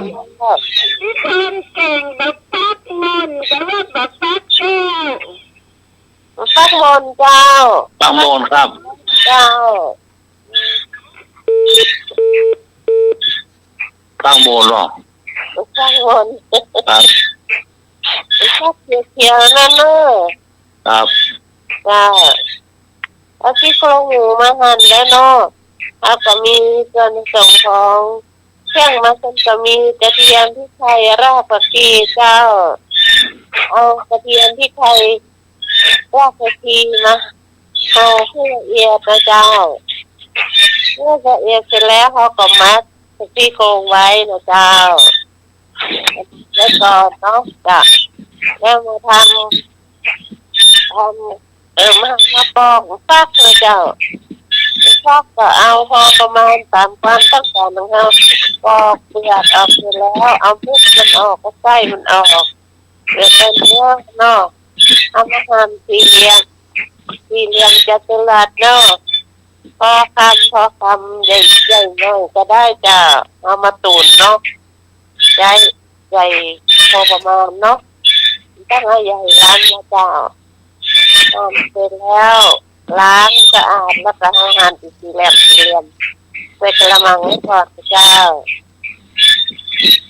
แล้วถ้ามีหอมตัวเนาะเนื้อหอมมันแค่น้ำให้มันนุ่มก่อนเลยจ้าแล้วมาหั่นเป็นนี่ก็ได้จ้ะดอกหนึ่งหั่นประมาณ4 ส่วนเนาะหั่นร้ายแล้วก็ใส่ถ้วยไว้ก่อนนะเจ้าแล้วก็จะมีผักกำปืนผักขึ้นช่ายเนาะจ้ะมาล้างให้สะอาดก่อนแล้วก็ตัดเป็นพวกยาวสัก1 ข้อมือนี่ก็ได้จ้ะหั่นเสร็จแล้วค่ะจะใส่ถ้วยไว้นอกวิธีทำเมื่อทำมัดที่โครงมาแล้วเอาที่โครงมาลวนก่อนจ้ะใส่หม้อต้องใส่น้ำเตี้ยนจ้ะทำมันลวนแล้วก็ใส่ซีอิ๊วขาวไปนิดหน่อยจ้ะสัก2 ช้อนโต๊ะจ้ะแล้วก็ลวนให้มันแห้งเมื่อน้ำมันมีน้ำอย่างแห้งเสร็จแล้วก็เติมน้ำลงไปเติมพอประมาณเลิกจ้ะเติมลงไปแล้วเมื่อน้ำเดือดเสร็จแล้ว น้ำเดือดแล้วเขาก็ใส่ฟักลงไปนะเจ้าต่อมันเดือดที่ห้านะก็เอาเห็ดหอมลงไปตุ๋นในห้อนเลยจ้ะตุ๋นให้ประมาณเรากะว่าฟักนุ่มแล้วพอได้แล้วเขาก็ต้มต่อไปอีกสักหน่อยนึงจ้ะประมาณ20 นาทีนะจ้ะตุ๋นลงไปหั่นน้ำเนี่ยเสร็จแล้วว่าชิมรสเติมซีอิ๊วขาวนิดหน่อยจ้ะถ้ามันเผ็ดจ้ะเติมซีอิ๊วขาวนิดหน่อยรสดีนิดหน่อยจ้ะต้องใส่มากจ้ะเดี๋ยวมันจะเค็มจ้ะตุ๋นไปประมาณ10 นาทีนะจ๊ะพอมันสุกเรียบร้อยแล้วก็เอาผักขึ้นช่ายใส่จ้ะตุ๋นไปอีกจ้ะก็ดีละบางคนชอบใส่หอมจีนก็หั่นใส่ตอนที่เอาใส่อันนี้เข้าไปจ้ะใส่ก่อนที่มันตุ๋นแล้วจะมีรสหวานขึ้นมาหน่อยจ้ะตุ๋นลงไปประมาณที่เรารอให้มันสัก10 นาทีนะตุ๋นไปเรื่อยๆพอฟักมันเปื่อยเสร็จแล้วเราก็ใส่ผักขึ้นช่ายนะเป็นเซตทีใส่กันเลยจ้ะแล้วก็ตักมากินตอนร้อนๆนี่นะจ้ะกินก็หนึ่งก็ได้ก็นึ่งก็ได้ค่ะ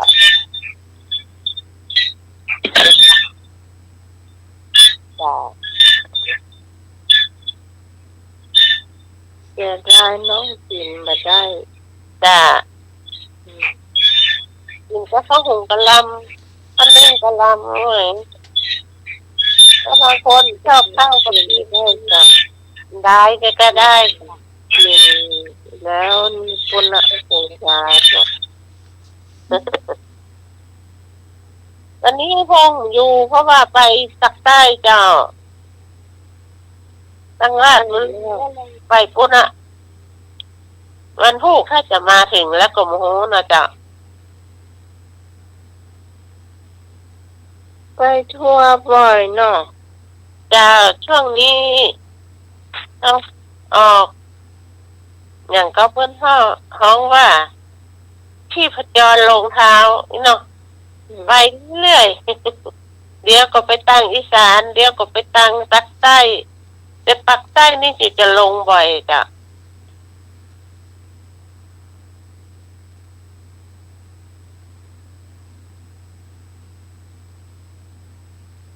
ตอนนี้ตอนที่ผ่านฝนตกหน่อยเดียวเจ้าอากาศมันเย็นนะแต่เนี่ยตกอ้อยซิ่มออกมาตกหนักเสื้อจ้ะฟ้าห้องกระลืมเหมือนกันเจ้าอาจารย์แมลงนี่นะ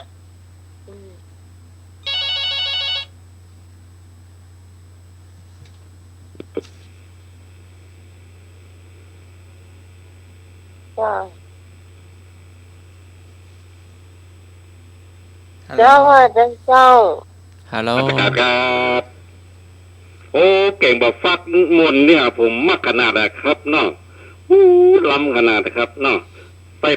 เจอผู้ดีนี่ใส่ป่าจีตัวครับเนาะป่าจีมอกขนาดเลยครับเนาะโอ้หมอขนาดฟักมวนนี่นะผมกินครับเนาะมักขนาดเอาแก่นน้อยๆเนาะแก่นน้อยๆเหมาะขนาดนะเอามาจากสวนเลยเนาะเด็ดมาจากสวนเลยเหมาะขนาดครับนมัสการครับเจริญพรถ้าเป็นเกล็ดน้อยนี่มันหอมนะน้องไหมฟักอ้มมานะหอมกับหัวานของไอ้บุญส่งแม่ปลูกแล้วเป็นจะได้มีหน่อยได้มันต้องขึ้นมาเดี๋ยวรอสักวางพี่ก็ไปยอดปืนต้นลำไยให้มันขึ้นต้นลำไยนะบอกปูว่าจะไปเป็นโรคท่อนฟักเนอร์มันออกแล้วนะอัน วันที่แวดวันอยู่แบบนั้นนะกลัวเป็นโลกกว้างหมดแล้วกับได้กินละ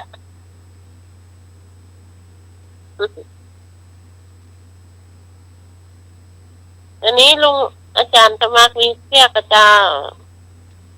เสี้ยเตาเลยนอลุงใหม่นอจ้า เจ้าแต่ว่าก็ไปฟังเทศน์เนาะพาสตาไปฟังเทศน์วัดโมบุญเนาะ จ้า นี่ถ่ายทอดสดโดยเนาะต เดี๋ยว รง เล่า โย เล่าน านทินเนาะแล้วก็ไปรถแดงเนาะรถแดงตาบอย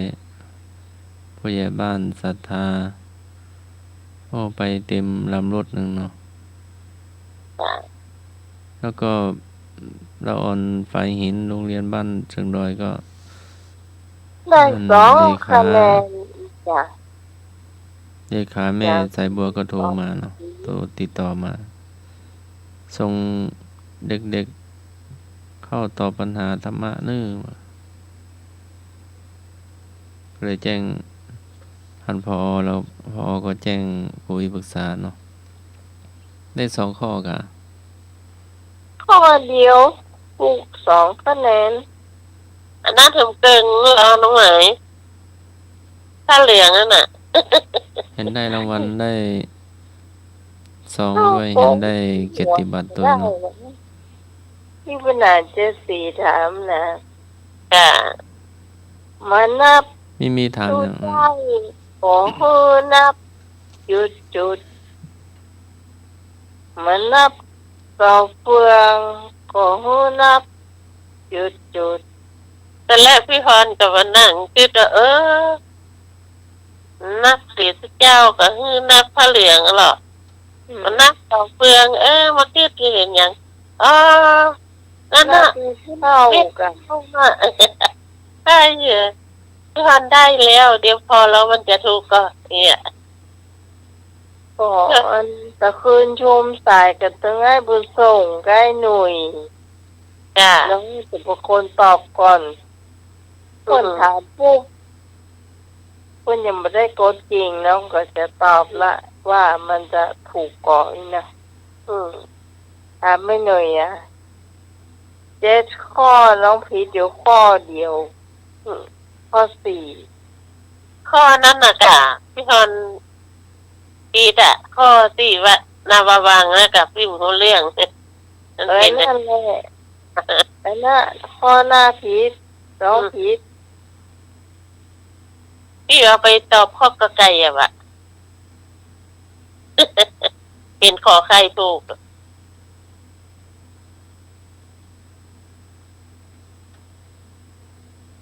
นอกนั้น7 ข้อนี้ผิดไปข้อเดียวส่งบุคคลทั่วไปแน่เราไม่น่าเชื่อว่าละอ่อนเนี่ยจะมาหูคำว่าอุบาสิกาครับ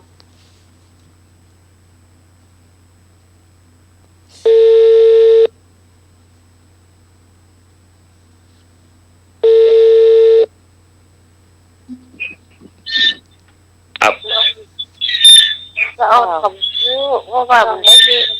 นอนไอ้หนุ่ยนอนตะคืนซุ่มสายกันเนาะ ครับ ต้องมีเสียงคำตอบก่อนเวลาที่เปิ่นยังไม่ได้กดจริงจ้ะน้องอยู่ตอบว่ามันดูส่งเติมหัวข้อ5แล้วที่ไหนเจ้า เวลาให้เลยหรือยังครับ ว่ามา เอาเลยครับ ให้เอ่ยอ่างนำหน้าอ่างตามหลัง มีอยู่8 กำอ่างนำหน้าอ่างตามหลัง อย่างน้ำหน้าก่อน อ่าง เอาอ่างนกคู่หรอ แล้วก็หออ่างตามหลังหน้าถึงหลัง ครับ มีอยู่แปดคำ คาถาครับ อาจารย์ครับป่าจ้าคาถา คือน้องอยากให้ไอ้เอ็นไอ้เมฆถามคำถามเหมือนต้นถามเนาะไม่เคยเจอคำถามเนี่ยมันเหมือนใช่คำถามแบบนี้ ถ้าจุดๆเนี่ยเดี๋ยวครูเติมไปอืมอันนี้อย่างอ้อยนำหน้าอ้อยตามหลังเนี่ยมันเหมือนใช่คำถามอะ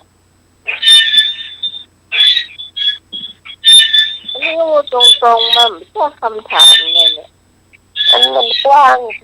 อย่างนี้ไม่ถามอ่ะเราคิดมาได้ รุดขา เอาอีจ้ะไอ้นี่ก็เอาคำถามว่าแปดกรรมเนี่ยไอ้นี่เอามาสักสี่กรรมแล้วคนต่อไปแหมสี่กรรมเนี่ยจะได้ก่อน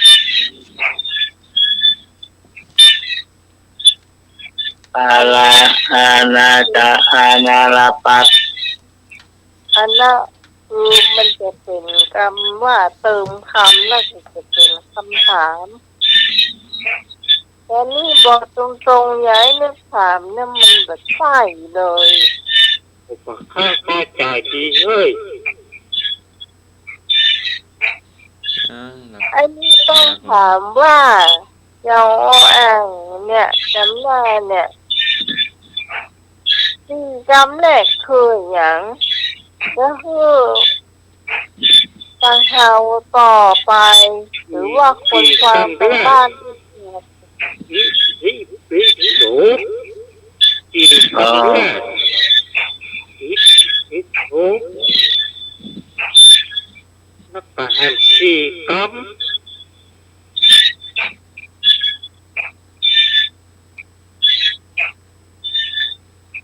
อิติปิโสเนาะ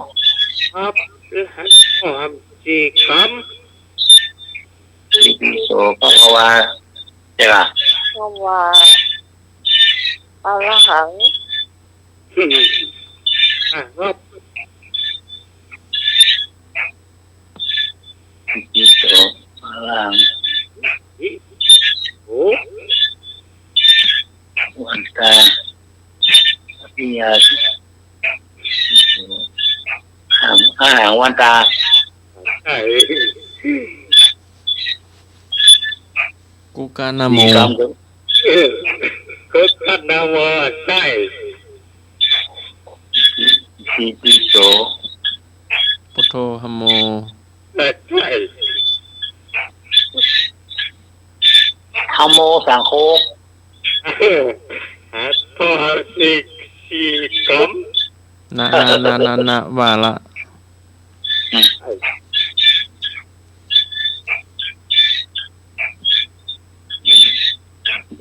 โต องค์พระโลอาดีมกันเนาะ ดักจื้อ อา คือ หังสัมมา องค์ลงคาดูอี อิติปิโสภะคะวานะสัมมาสัมพุทโธอิโสจะเป็นที่สัพพะเน อาหัง อิมานิ มันถึงวนเวียนอยู่ มยังพันเต มันถึงวนเวียนอยู่ตรง ปิ นี้ โส อิติปิโส อนุโมทนา ใช่ อิติปิโสถอยหลัง ใช่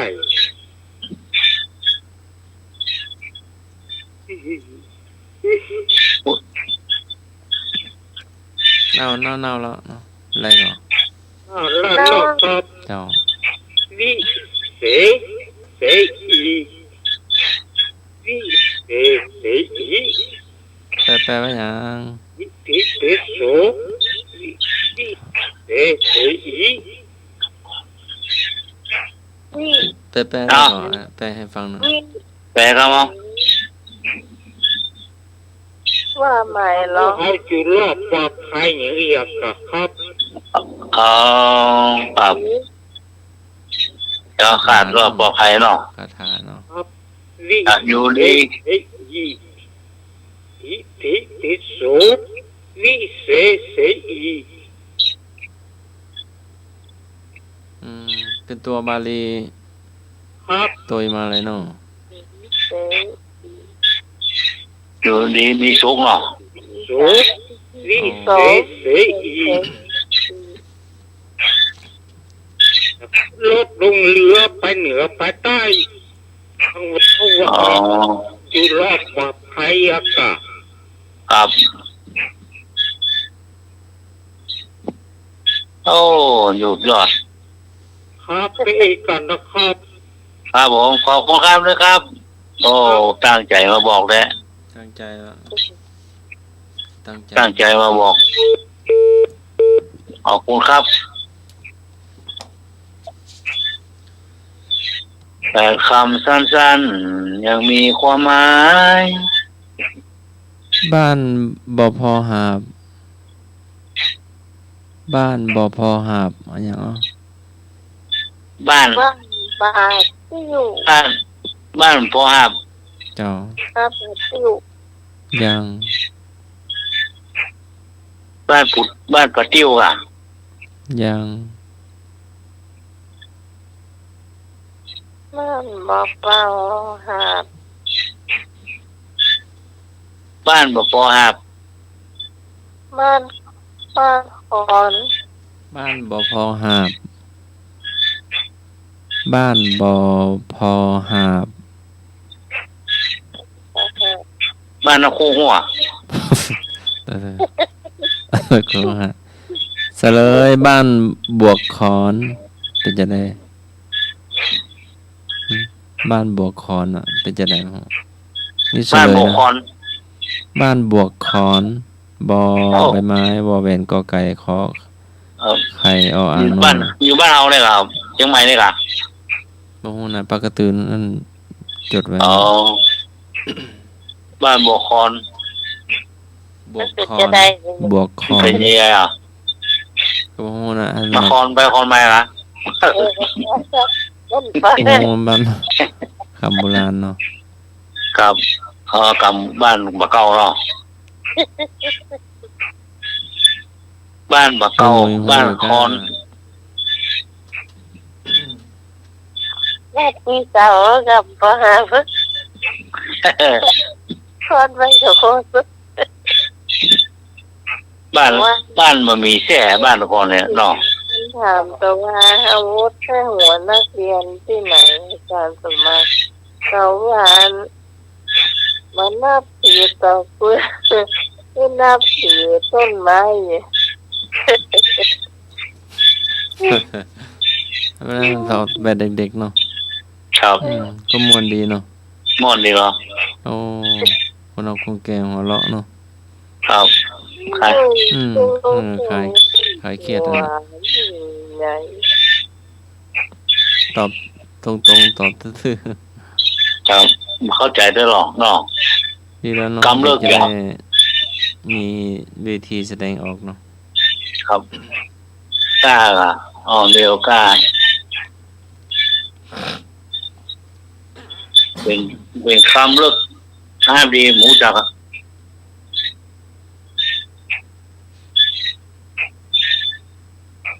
แต่เสียดายตรงที่ว่าปัญจวัคคีย์ทั้งห้าสำเร็จมันดูพระอรหันต์สำเร็จด้วยธรรมะพอใจเนี่ยก็ขอใส่แล้วโลกบุพิกถานะคะเสียดายจ้ะเสียดายขนาดเลยไม่ตอบก็ไก่แล้วอ่อนผู้นึกว่าเป็นตัวธรรมชาติแล้วมันการมันลูกนั่นละกันแล้วอ่อนก็ได้เพียนดูน้องไว้ เนี่ยนะลึกทำลึกครับ จริงแล้วเนี่ยครูน่าจะสอนนะคนที่จะไปแข่งธรรมะนี่นะบอกปากสื่อเนี่ยต้องท่องให้ขึ้นใจเลยล่ะในรักตัวเองต้องในรักตัวข้ามอันนี้ไปสู่ด้านหนึ่งเดียวถ้าละอ่อนได้เรียนธรรมะมันจะได้เรียนเอาบอกรู้เรื่อง เนี่ย จริงแล้วน้องก็ไม่ได้เรียนนะก็ต้องสอบที่เปิ่นมาแล้วก็เขาก็ต้องท่องเนี่ยก็เมื่อก่อนต้องเรียนต้องเรียนประมาณก็จำไว้อย่างเมื่อก่อนเราเรียนเราต้องทำเพื่อได้เรียนละอ่อนมีหลักสูตรศีลธรรมหรอกน้องไหมเมื่อก่อนเราเรียนเตยจ้ะมันก็ต้องมีจ้ะเพราะว่าอันก็มีสอนนั่นไงหลักสูตรเดียวจะมีน้องไหมบะหมี่อันนี้ นมัสการครับที่เอาเน้นกับไปตอบอ่ะเนาะเน้นวัดต่างๆก็ไปตอบได้เหรอเอาเน้นดีกว่าเน้นเปิ้นหูหมดอ่ะอ๋อครับนมัสการครับ เรียนว่าธนูเนี่ยเปิ่นก็มีการสอบหรอกธรรมะชั้นโตชั้นตรีชั้นเอกเนี่ยก็ว่าไม่เรียนนะเรียนเขาจะใส่ใจก็ได้กี่เปอร์เซ็นต์นั่นน่ะหลักสูตรเดียวมันได้เหมือนก่อนนั่นแหละแต่เคยเป็นเลือกเรียนน่ะเรียนธรรมะน่ะมันไม่ใช่แล้วอ่อนที่ส่งไปเนี่ยเขาก็ต้องรู้แล้วก็ต้องแจ้งเนิ่น ก็ยัง แจ้งเนิ่น แต่ว่าที่ว่า ได้เตรียมเนาะ มีอย่างก็มีอ่อนของวัดอย่างนะที่เรียนที่เขาสี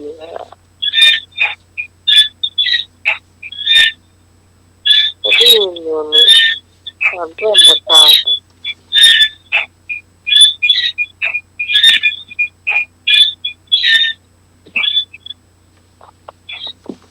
แม่มีเสียงดังเข้าในหูล่ะ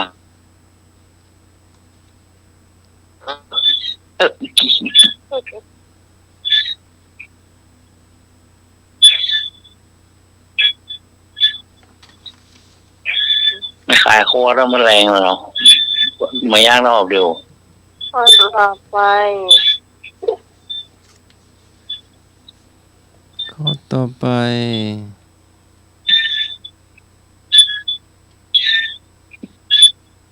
บ้านอะหยังที่บ่ย่ำบ้านอะหยังที่บ่ย่บ้านอะไรอย่างที่ป่าอย่างมีค่ะ ำที่บ่ย่ำบ่บามอีกบ่ยอยักษ์สระ บ่ย่ำเนาะ เจ้า บ้านอะไรอย่างที่บ่ย่ บ้านลอย ำบ้านละเคาะ ยัง มันปากนะ บ้านท่าข้าม เออบ้านตาข้าม ไม่ย่อม ข้ามไปข้ามมาเหรอ ไม่ย่อม ยังวะขี้ไก่ไม่น่าเด้อข้ามโบไรอ่ะ อ๋อมากระโดดผเลิศกันเลย ข้ามมาให้ดีเหรอครับ กระโดดผเลิศไปที่ไกลยังเก่า ขี้ไก่มาเด้ออย่าว่าชอบเรื่องวีบรอละ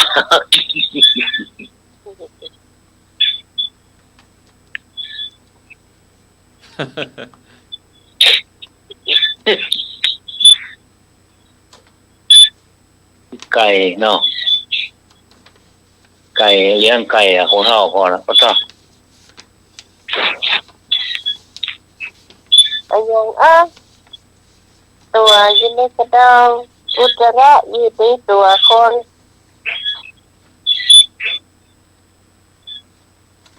ที่เป่า บ่ใช่ ที่เป่า บ่ใช่ เต่าแน่นอนท่านในตัวคนนึงที่เต่าเนี่ย อ๋อบ้าคนข้างเมืองห้องว่าได้หรอ ฮะ ข้างเมืองห้องว่าได้ ก็ที่เต่าอะอุจจาระตัว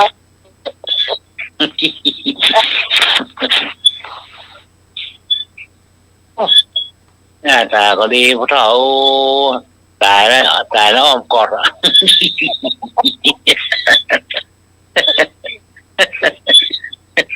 ใกล้จะปั๊มได้อะเนาะ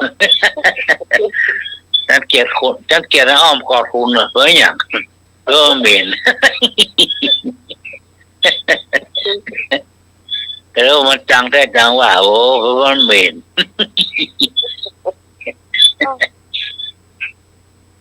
ใกล้ได้นะ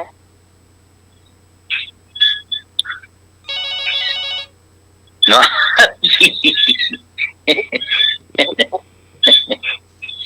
นมัสการครับ อ้าวผม โอ้เลี้ยงไก่ตะก้อนนะโอ้ราคาดีเนอะเนาะ ครับครับ รวยกันขนาดเลยเลี้ยงไก่เนี่ยเนาะ ครับ โอ้สมัยตะก่อนนี่เลี้ยงไก่ ไก่บ้านเนี่ยไก่บ้านมันรวยมาเนาะเนี่ย นั่ พ น วกกาไก่ เลี้ยงกลางควางเนี่ยเนาะ ครับ โอ้ ไม่ เต็ม ละ บ้านเลยเนาะ อ๋อ โอ้ราคาดีขนาดเลยครับเนาะ ส่วนต้นไม้ต้นลำไยเนี่ยอย่ามาท่อง น่าก็เหมาะขนาดเลยอะเนาะ ครับ โอ้ขี้เต่านี่นะมาเป็นอย่างครับ นะ ใจกินเราก็ได้ อู้เรื่องไก่ไปเต่า ก็ได้ครับนมัสการครับ โอ้การอู้เรื่องไก่ไก่โจรไปโอ้เต่าเนาะ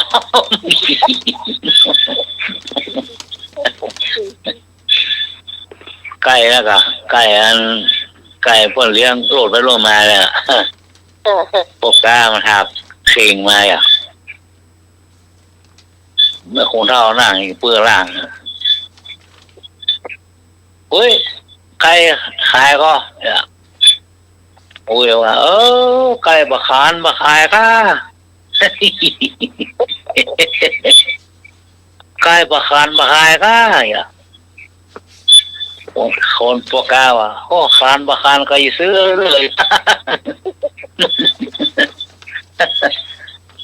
พอขายแล้วก็ไก่บะขานบะขายก็อย่า เถียงกันว่าเถียงมาจากเบิร์นตัวเจ้าของมาเจอบะขัน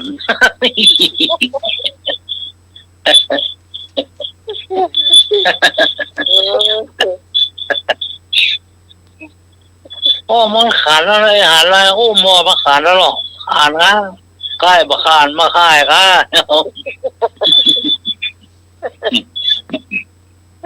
ตกกลางสวขันแล้วนะขันมาขันยาวเลย ไม่บ่ขายจ้า โอ้เถียงเราไปจัดเมินต่อปกกาจะได้สวาหับ หน้างูน เรื่องอายที่มันเลี้ยงไก่มันเชื่อไอ้ขานมีเนาะ ครับคืออาขานเนาะ ขาน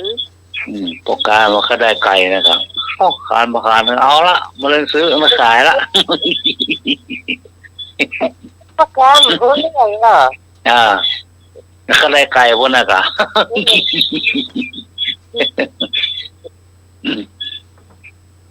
แม่ถามเจ้ามันเตื้อเนาะ นะครับนี่ไก่มาขานแล้วมีเจ้า มีเจ้า ไก่มาขาน เจ้ามันมีค่ะเนาะ เจ้าบรรยากาศบุญอย่ามาเดี๋ยวก่อนปกกาหาบคิงอย่าคิงตาห้างนะโอ้ ไม้หักมันไม่เศร้าไม่บงได้เลยนะ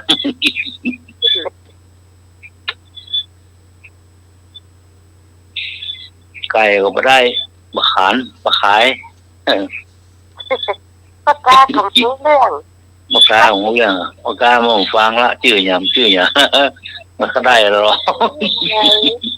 เขาฟังเขาก็ยังงงเลย ก็บอกว่าอันเจ้ามันประมาณเพื่อ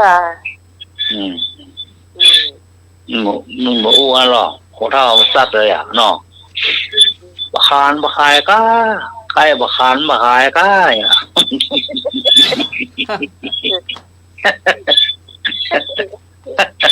ใช่ ถ้าว่าเจ้ามันบะขายเชื่อเจ้ามาเชื่อขานนี่มันก็จบอ่ะเนาะ เดี๋ยว นี่มันซัดไปเลยอ่ะคนเท่าอ่ะเนาะหมูกับนี่หรอกบอกก้าบะขายแล้วเว้ยใครอ่ะใครบะคานก้าบะขายก้าอ่ะ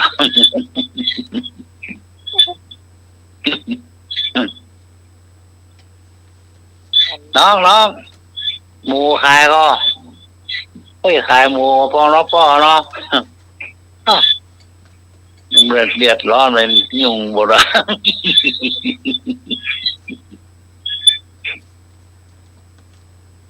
เปิดว่าที่อยากที่ขอบฟังหูดีนะเปิดมาถามหาพ่อมันน้องพ่ออยู่ก็จ้าอ้าวเลย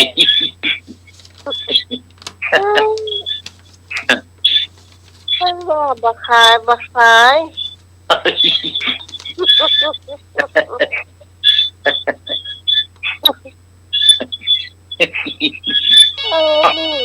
พี่ปวดพี่ยาแก้ปวด2 เม็ดเลยเนาะ มันว่าบักขาย ครับ มาตรการครับ ครับผม มันสื่อสารกันแบบหูเรื่องอะครับหูตามันดีอะครับเนาะมันสื่อสารกันหูเรื่องอู้กันหูเรื่องอะเนาะถ้าไปเจอคนสวดนี่เนี่ยใดน่ะเนาะเนาะนมัสการครับ ได้กี่ข้าวต้มมาเปิดหมดละ ไปกันพอแม่มาปุ๊บเนาะแม่มาปุ๊บ นี่สำยุ่งนะ บอกแม่มันว่าแม่ที่มีอ้ายอย่างกับพวกก็ขอซื้อหมูเอาเขาว่ามาขายเสื้อแม่ไงก็ทอทมอายุเท่าไรเนี่ยทุนเจ้าลูกเอาผัว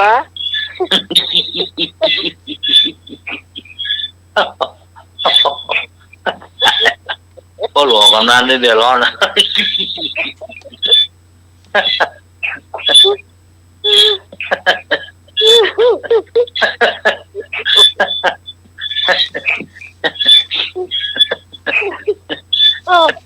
ไปกันแล้วแมว เจ็บหัวนะปลาเสี่ยงหมด2 เม็ดเลย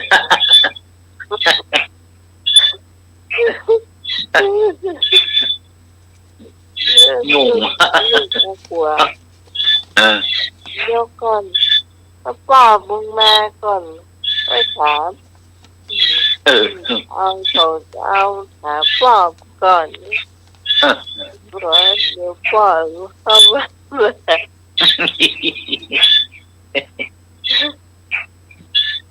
นี่นะป้ามัน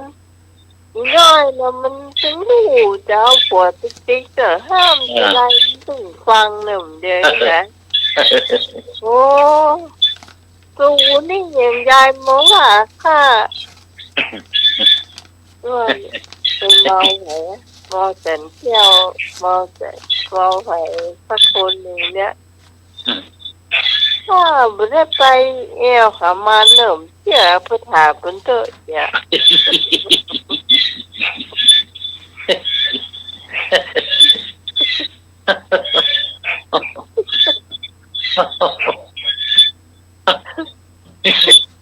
เขาอยู่ด้วยกันได้ไรโอดา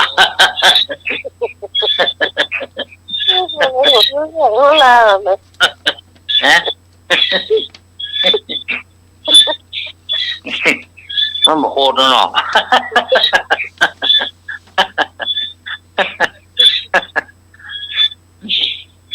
ยิบเลยละล่ะเปียเปิ้ลชาวบ้านมาคิดกันเนาะ ไม่ว่าจะนับกันนูนมันรู้มันจะเอาตุ๊กติ๊ก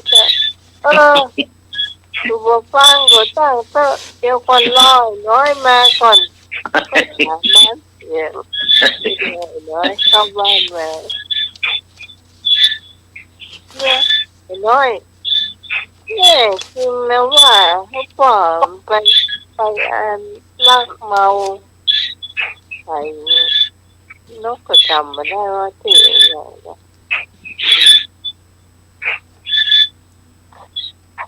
ไอ้น้อยเขาหวานอย่างฝ่ายผู้ต้องมาห้ามเขาอ่ะเขาต้องจะบวชบุญเขาเหลือเขาอีก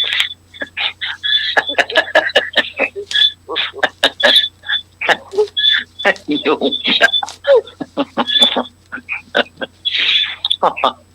ยุ่งเอาลงเอาแรงบอกกี่เท่ากันเนาะ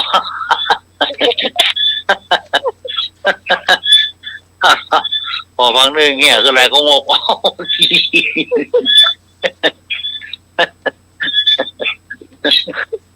มาปีเงี้ยปากโอ่งวะคนแรกมาเนี่ยไปคนอย่างต้องยุ่งอ่ะเนาะมากี่ข้าวไปก่อนเหลียงเซนอู้ยิงละ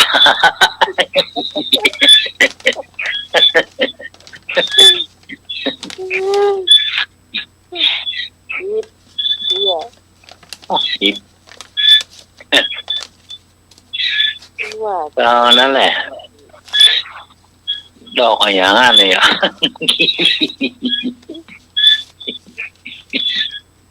ถ้ามาห้ามเขาต้องจะบวชบุญถ้าเหลือเขาเชื่อเนี่ย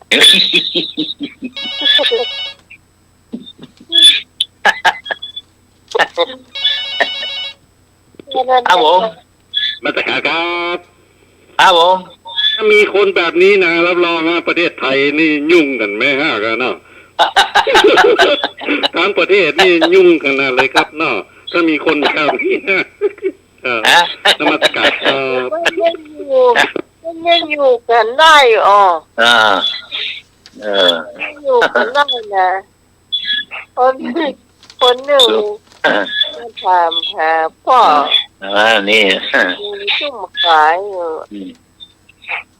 ก็พอสูมาอยู่มาโลนามาอยู่ก่อนสูแล้วยุ่งแล้วเนาะ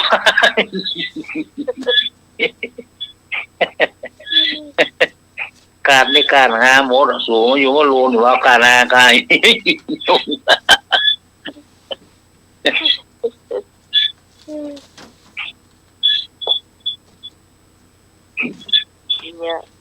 นี่อ่ะมันมีเนาะ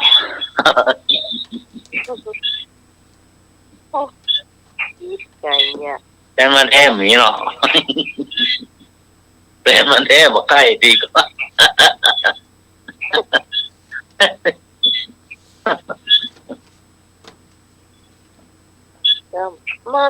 มันก็มีจ้ะนะมันก็มีอย่างบางอย่างที่เขาไปอ้วกาศไปครับที่ว่า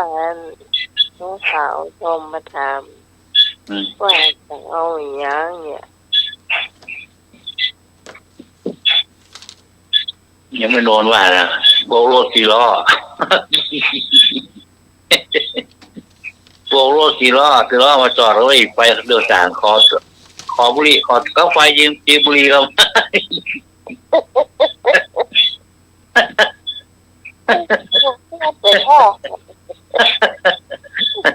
มันมีก็ไฟ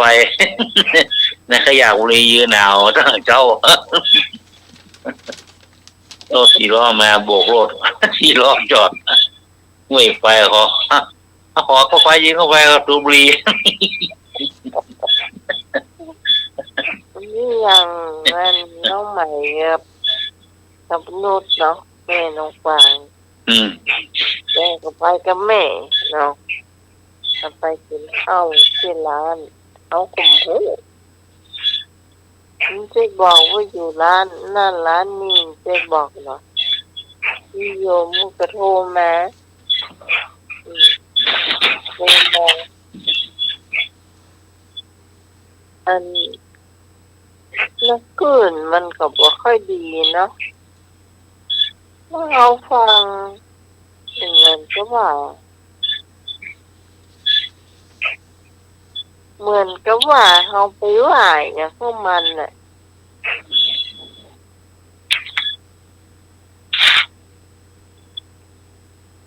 มันไปไหว้เนี่ยมันสักอย่างเนี่ยนี่เอาของเงยเอาไหว้พวกมันก็ถูกใจนะ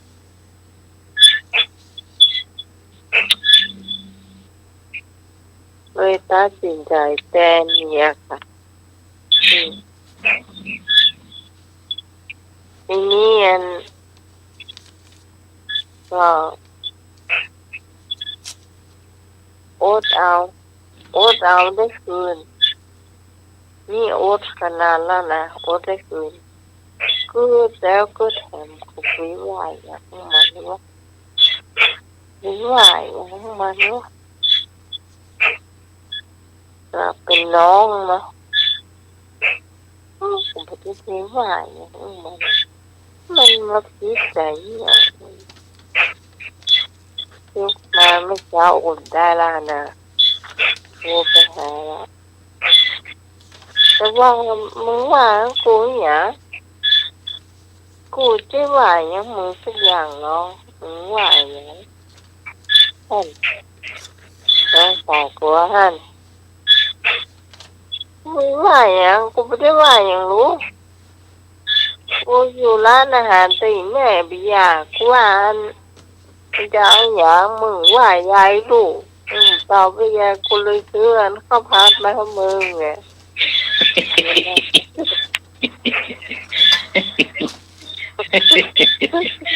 เลยตั้งสินใจแต่เนี่ยโคตรเรียนได้บ่คืนวะ แม่งก็โคตรนะยอมรับว่าโคตรแต่ว่าเราก็ต้องนึกว่าเราไปไหว้ของมันว่าต้องนึกแล้วนึกแถมพ่อเราผิดที่น้องกันนี่นะก่อนจะคิดกันเนี่ยเราก็ต้องหมูแววหรอเนาะต้องหมูแววหรือย่างเนี่ยของมันเนี่ยพอจะปีเราช่วยติดกันหรอกเห็นว่าพอโอ๊ตนะโอ๊ตแต่โอ๊ตว่าโอ๊ตได้คืนนะ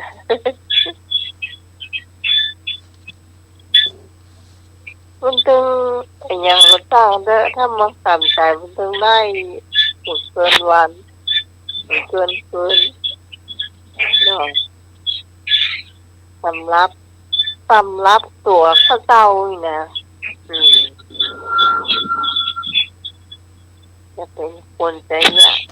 ถ้าได้ความกระตานี่กระโจก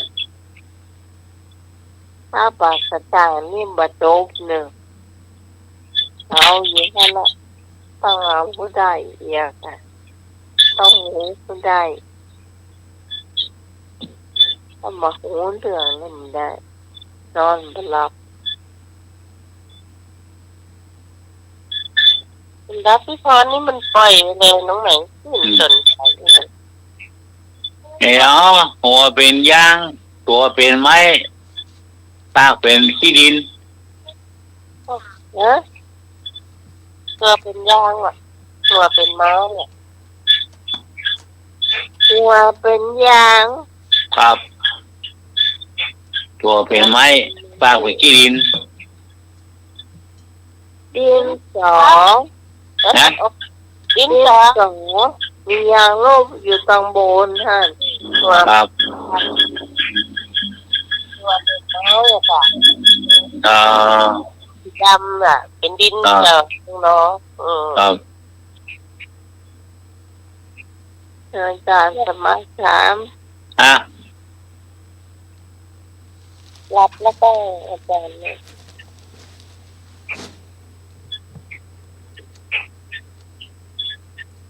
ได้เวลาสวดมนต์แล้วกะได้เวลาสวดมนต์แล้วกะ บินมาแล้ว มีเท่าบาทเตรียมบาทที่ไหน เดี๋ยวไปเรียกเนนก่อนเนนปาลูเนนตีโปดีโดเนนนัดไปเรียนช่างเนาะเนนนัดเนนแสงเนนออฟแอปเนาะ ห้องเดียวจะเวลาเนนแดงช่วยวัดอยู่เนาะเจ้าก็ ฮะ โตไปเล่นด่าใหญ่ท่านสมัครเนาะ เล่นแสงตัวใหญ่อะนะ แดงใหญ่ครับโตหอมนิดหน่อยก็หอมนิดหน่อยหล่นแต่ว่า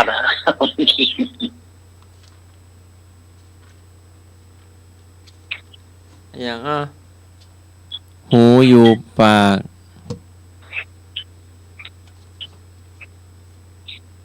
หมูอยู่ในป่า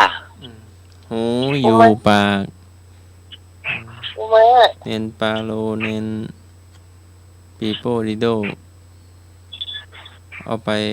บิณฑบาตทุกวันเอาไปโรงเรียนทุกวัน อย่างนั้น เอา อย่างตุปลายล่ะ ใส่ปากกระตืนก็ได้ใส่ปากกาก็ได้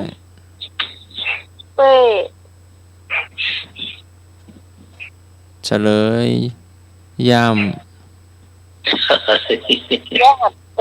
ย ลิงหนุ่ยว่าเขาได้ย่ามหัวอาจารย์สมัคร ำยามคนเข้าใจพินเดียร้อนนั่นแหละเนาะ อย่างตัวดำมิดหมียิ่งปียิ่งกัด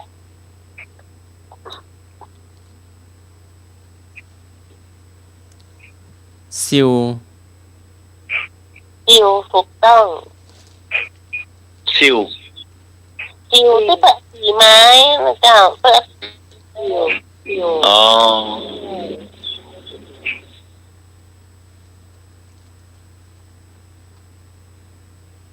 มาตามต่อเลย อย่างหมูอะไรยิ่งทุบยิ่งดี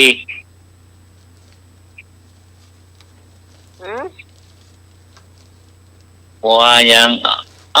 ยิ่งทุบยิ่งดี หัวมอ หัว ง ตะปู นะ หัวตะปู หัวซิว ถูกต้อง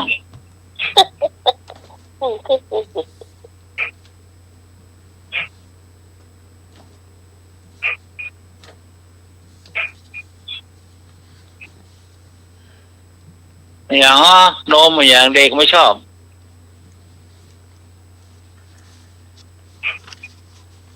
นมอย่างเด็กบ่ชอบ ครับ นมฟ้าพระโจร นมตาหมี เนี่ยมันใจด้วย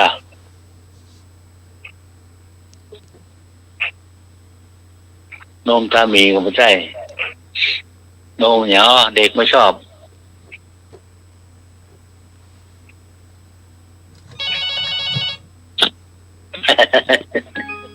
ครับผม มาตรการครับ ครับ นมจากเต้าครับน้อครับนมัสการครับ นมจากเต้ากับโรคด้วย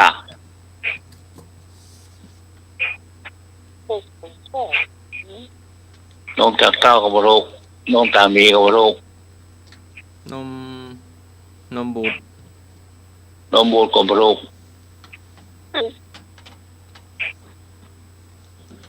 น มบัลลี่ นี่กับโรค ตาละใบ เน่าหรือเปล่า ก เน่าน มไม่มี เนาะ โอ้นี่ยายาดีดีสักทีนะ chú loกินก็แหวะนะ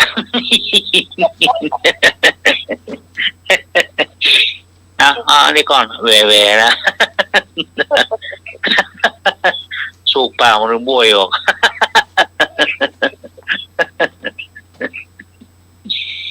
เป็นเน่ๆนะปวดฟังนะ ไม่ได้กลับมาหรอกไปแหวะสูกปากเพื่อนแล้วแม่มันก็รับ แม่มันก็รับทั้งตาของมือสามมันสูกปากโหลง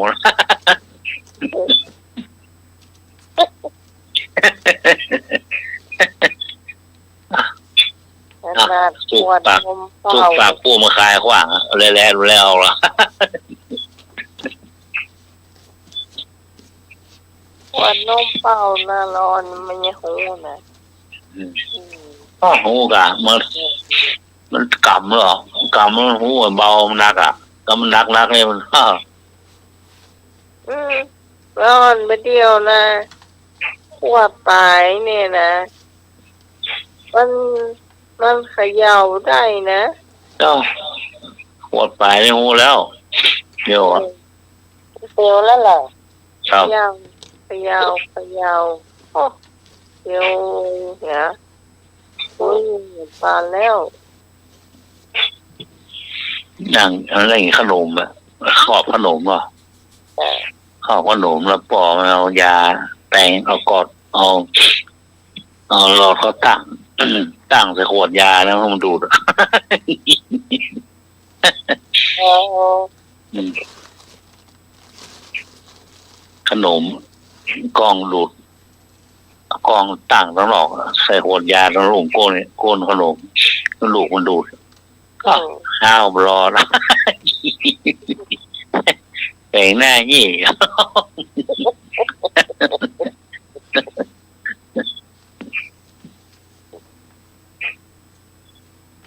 มันได้จะได้ละอ่อนจะกินยากิน ไม่ ยา ค่อยกินยาอ่ะ กินยาเนี่ยพวกกินเนื้อโคตรบิดหน้าหนีมือปัด ขนมเป็นน้ำหวานเนี่ยชอบอย่างก็มาตั้งข้างอ่ะเอานั่นเอาหลอดยาสุกบนก้นอ่ะ นึกว่าขนมเหรอ ขนมหวานเนาะไปซี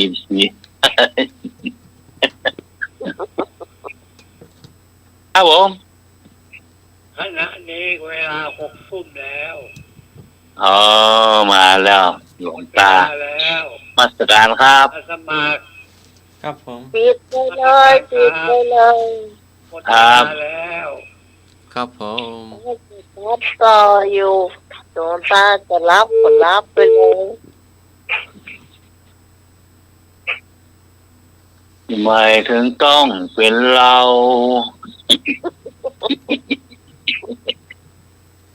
เอาความทุกข์ความเศร้า สาธุ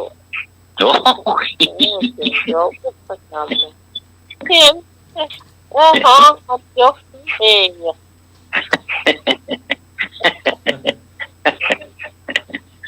ไปเติมได้หรอก ห้านเจ็ดสีลูกตุ้งลูกกรุง ได้หมดอ่ะ ได้หมดอ่ะ เอาลูกคอเข้าจันนะ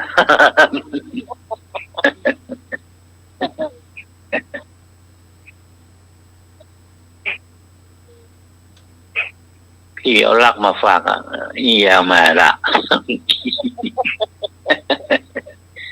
พี่เอาลักมาฝากเนี่ย ความรักจากชายคนหนึ่งมีความไว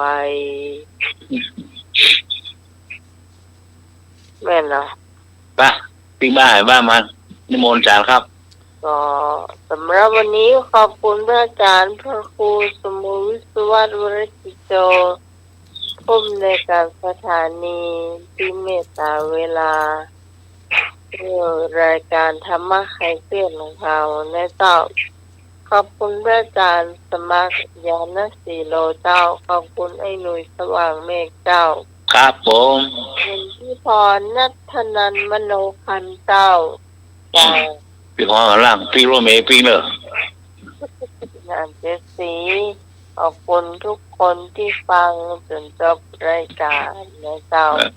สำหรับวันนี้ข้าตาพิสมัยสุริโยดรเจ้าเป็นผู้ดำเนินรายการในช่วงนี้จะพิษจะถูกผีฟ่องบผีฟ่องตามภาษาถาดีก็เป็น ครับ มันไม่ได้เจ้ารายการนี้จึงบอกตามสื่ออะ ครับ คนเต็มเต็มเขาฟังนะ เออ มันเต็มห้องเต็มห้องอะ ครับ คนจัดนะเจ้าเอาเก็บเป็นยอมภาพหรอ สักหัวบุญพระเหลืองเรามีอยู่เราได้หญิงบวชละ สำหรับวันนี้พระเจ้าลาคุณผู้ฟังไปเพียงตัวอีกก่อนเข้าป้ากันใหม่วันพรุ่งนี้3 ทุ่มถึงเที่ยงคืนสวัสดีเจ้า ครับดีครับโมจัดมาครับ อเวเลนะจะสัมมันติเวนย่อมระงับด้วยไม่มีเวรค่ำคืนนี้ก็ไหว้พระสวดมนต์แผ่เมตตาหลับเป็นสุขตื่นเป็นสุขขอกราบนมัสการและเจริญพร สาธุสาธุครับ